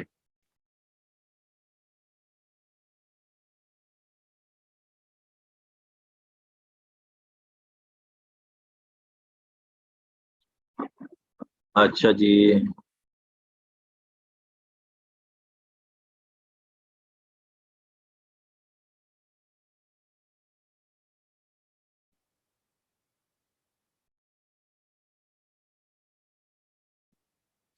ایک کام کو توجہ دی جائے تو دوسرے کی طرف توجہ کم ہو جاتی ہے. دیکھیں جی ہر کام کو تو برابر توجہ دی بھی نہیں جا سکتی، نہ دی جانی چاہیے، بلکہ کاموں کو ان کی ترجیحات کے موافق ٹائم دینا چاہیے. ہر کام یکساں اہمیت کا حامل نہیں ہوتا. یاد رکھیے گا یہ بڑا ضروری ہے. اور آئندہ سیشن میں ہمارا جو اگلا ٹاپک ہوگا، شاید وہ اگلی کلاس میں ہو، تو اس میں ہم اسی پر بات کریں گے کہ ہم نے اپنی زندگی کی ترجیحات کو کیسے متعین کرنا ہے. تو یہ جو کاموں کو وقت دینا ہے وہ ترجیحات کے موافق دینا چاہیے. اور جب دو چیزیں ایک ساتھ ہوں گی، ایک پلاننگ اور دوسرا محاسبہ، تو انشاءاللہ سے یہ جو عادت ہے یہ بہتر ہوتی چلی جائے گی. میں پہلے بھی عرض کر چکا کہ اپنی زندگی میں جو ایک اہم عادت بنائے وہ لکھنے کی ہے، کہ اپنے لیے جو ٹارگٹ آپ متعین کرتے ہیں ان کو لکھیے اور وقتاً فوقتاً ان کو چیک بھی کرتے رہیں کہ میں نے کیا کرنا تھا اور میں کیا کر رہا ہوں یا کر رہی ہوں. اچھا جی رانگ، اگر ہم اس وقت رانگ ڈائریکشن میں ہیں تو ہم اپنی ڈائریکشن ٹھیک کر سکتے ہیں. جی بالکل کر سکتے ہیں، اور یہی تو زندگی کا حسن ہے. اور یہی ہے کہ ہم زندگی کے کسی بھی مرحلے پر اور کسی بھی کردار میں ہوں تو ہم اپنی کوئی بھی غلط عادت صحیح کر سکتے ہیں. اللہ تعالیٰ نے انسان کو یہ صلاحیت اور وسعت دے رکھی ہے. اور ان سیشنز کا بھی یہی مقصد ہے کہ ہم اپنی زندگی کے جس اسٹیج پر اپنی صلاحیتوں کے کو جس انداز سے استعمال کر رہے ہیں تو اس سے زیادہ بہتر انداز سے ان کو کرنے لگیں.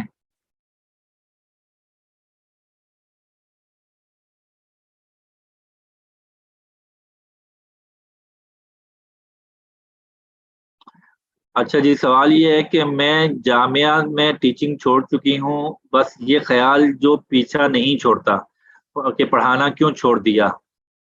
دل مطمئن نہیں ہوتا، حالانکہ مجبوری بھی ہے. دیکھیں اگر میں نے آپ سے عرض کیا کہ جب بھی ہم کوئی فیصلہ کرتے ہیں تو اس کی ہمیں کوئی پرائس پے کرنا پڑتی ہے.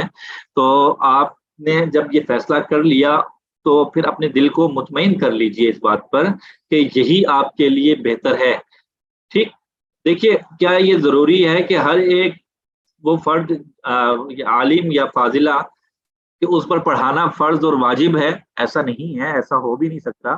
تو زندگی میں ہمارے مختلف کردار ہوتے ہیں، اور یہ دیکھیے پڑھانا کا مفہوم ہمارے ذہن میں واضح نہیں ہے. ہم یہ سمجھتے ہیں کہ کلاس ہوگی، بچے سامنے ہوں گے یا بچیاں سامنے ہوں گی، اور ہم ایک معلم یا معلمہ کی حیثیت سے جب پڑھا رہے ہوں گے تو وہ پڑھانا ہے. ایسا نہیں ہے، پڑھانے کا مفہوم بڑا وسیع ہے. آپ اپنے گھر میں پڑھا رہے ہوتے ہیں اپنے بچوں کو، اپنے والدین، عزیز و اقارب کو، شوہر کو، اپنے کردار کے ذریعے سے وقتاً فوقتاً بہت سی چیزیں سکھا رہے ہوتے ہیں. تو ایک عالم یا عالمہ کا سکھانا، تربیت کرنا بنیادی کام ہے، پڑھانا بنیادی کام نہیں ہے. تو یہ جو تربیت کرنا ہے یا یہ پڑھانے کا ہم معنی بے شک آپ یہاں پہ لے لیں، تو یہ اس خاص شکل میں ہی نہیں ہوتا صرف کہ جس کو ہم درسگاہ کا ایک خاص ماحول کہتے ہیں، بلکہ آپ زندگی کے کسی بھی موڑ پر کسی بھی انداز سے دوسروں کو بہت کچھ سکھا سکتے ہیں. آپ میں سے کوئی اگر بازار میں کوئی جاتا ہے اور دکاندار سے کوئی چیز لیتا ہے تو وہاں پہ آپ اس لمحے اس کو بہت کچھ سکھا سکتے ہیں.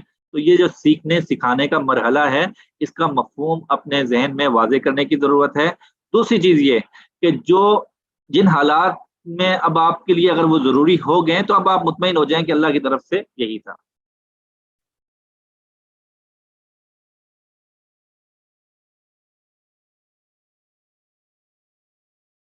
سر یہ ریکارڈنگ مل جائے گی؟ جی بالکل ریکارڈنگ مل جائے گی آپ کو، بلکہ مولانا عبداللہ صاحب نے یوٹیوب لنک شیئر کر دیا ہے آج کے سیشن کے بھی، اور گزشتہ سیشن کے لنکس یہاں پہ شیئر کر دیے گئے ہیں.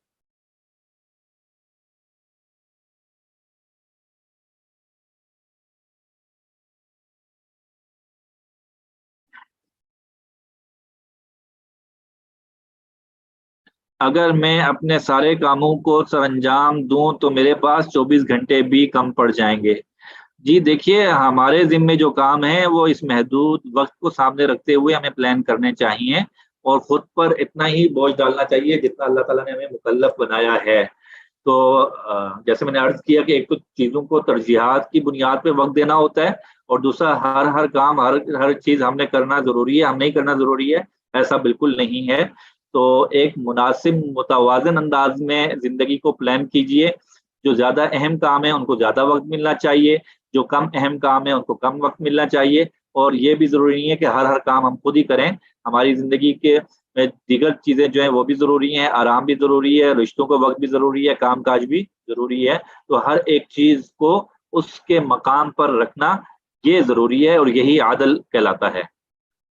ظلم کی تعریف یہی کی گئی ہے نا کہ وضع الشیء فی غیر محلہ، کہ چیزوں کو ان کے اس مقام پر رکھنا جہاں پر وہ نہیں ہیں، یعنی کہ ان کے غیر مقام پر رکھنا ظلم کہلاتا ہے.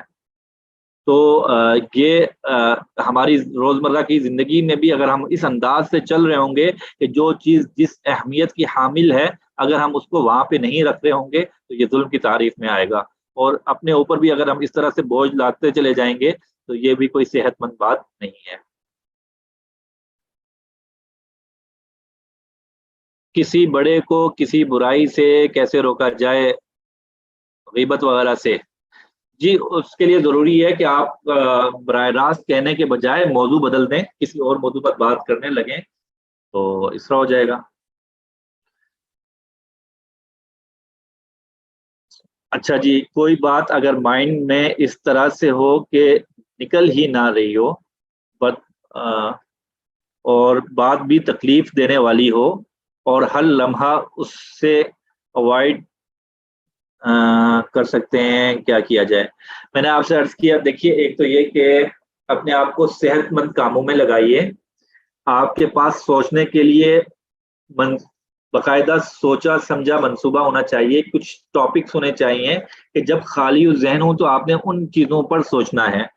جب زندگی میں کچھ بھی ایسا نہیں ہوگا تو پھر اس طرح کی لا یعنی چیزیں آپ کے ذہن میں جگہ بناتی چلی جائیں گی. تو اپنے آپ کو صحت مند چیزوں سے مصروف رکھیے، اور باقاعدہ خود کو یہ ٹارگٹ دیجئے کہ آپ نے اس موضوع پر اب نہیں سوچنا ہے. تو آہستہ آہستہ کوشش بھی کیجئے، دعا بھی کیجئے، اور ساتھ میں نے آپ سے عرض کیا کہ اس کے متبادل کچھ سوچنے کو آپ کے پاس ہونا چاہیے. یاد رکھیے گا کہ کسی خیال کا ہمارے ذہن میں آ جانا یہ تو ہمارے اختیار میں نہیں ہے، لیکن اس کو سوچتے چلے جانا یہ ہمارے اپنے اختیار میں ہے۔ تو آپ کے کیس میں سب سے پہلے یہ آپ کو اس بات کا ادراک ہونا چاہیے کہ آپ اس کو خود سوچتے چلی جا رہی ہیں، بڑھاوا دیتی چلی جا رہی ہیں، یہ آپ کی اپنی غلطی ہے۔ تو جب اس بات کا ادراک ہو جائے گا تو انشاءاللہ اگلا قدم آسان ہو جائے گا کہ آپ نے اس غلطی سے بچنا ہے۔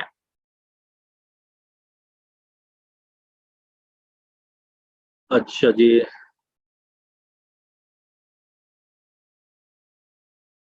بچے سائیکو ہو گئے ہیں، انڈرسٹینڈنگ نہ ہونے کی وجہ سے، اللہ تعالیٰ عافیت کا معاملہ فرمائے۔ تو آپ اب کوشش شروع کر دیں بھرپور انداز میں، تاکہ حالات بہتر ہو سکیں۔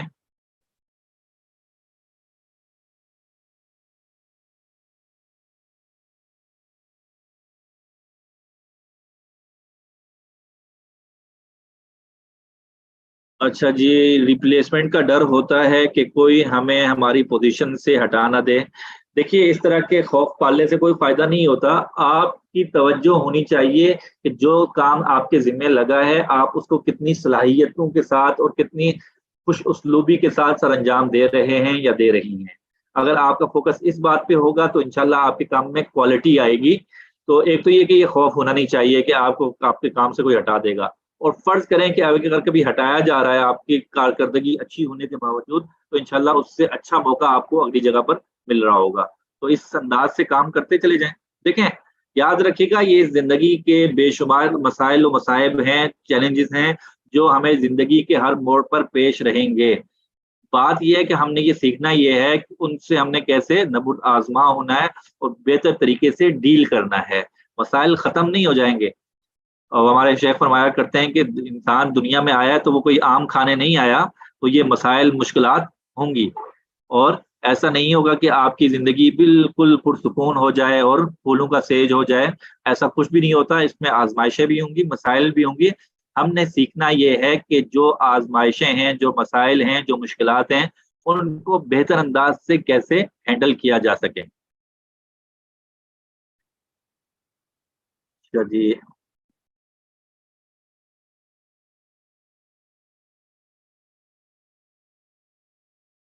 شوہر راضی نہیں ہوئے اپنا رویہ صحیح ہونے کو، بچے پر برا اثر ہو رہا ہے تو ہمیں، ہاں دیکھیے اس میں، اگر ایسا ہے تو یاد رکھیے گا اس میں والدہ کا کردار مزید بڑھ جاتا ہے۔ تو آپ بچوں پر بھی محنت کیجئے اور اپنے رشتے پر بھی محنت کیجئے، اس کے علاوہ اور کوئی حل نہیں ہے اس کا۔ تو آپ ہی کو پہل کرنی ہوگی، تو آپ بھرپور انداز سے اللہ تعالیٰ سے مدد مانگتے ہوئے بھرپور انداز سے کوشش کریں گے تو سب کچھ ہو جائے گا انشاءاللہ۔ جی، اچھا جی، آج کا سیشن میرے خیال سے کوئی سوال رہا تو نہیں ہے، میں نے کوشش کی ہے کہ تمام سوالات کے جوابات آ گئے ہوں۔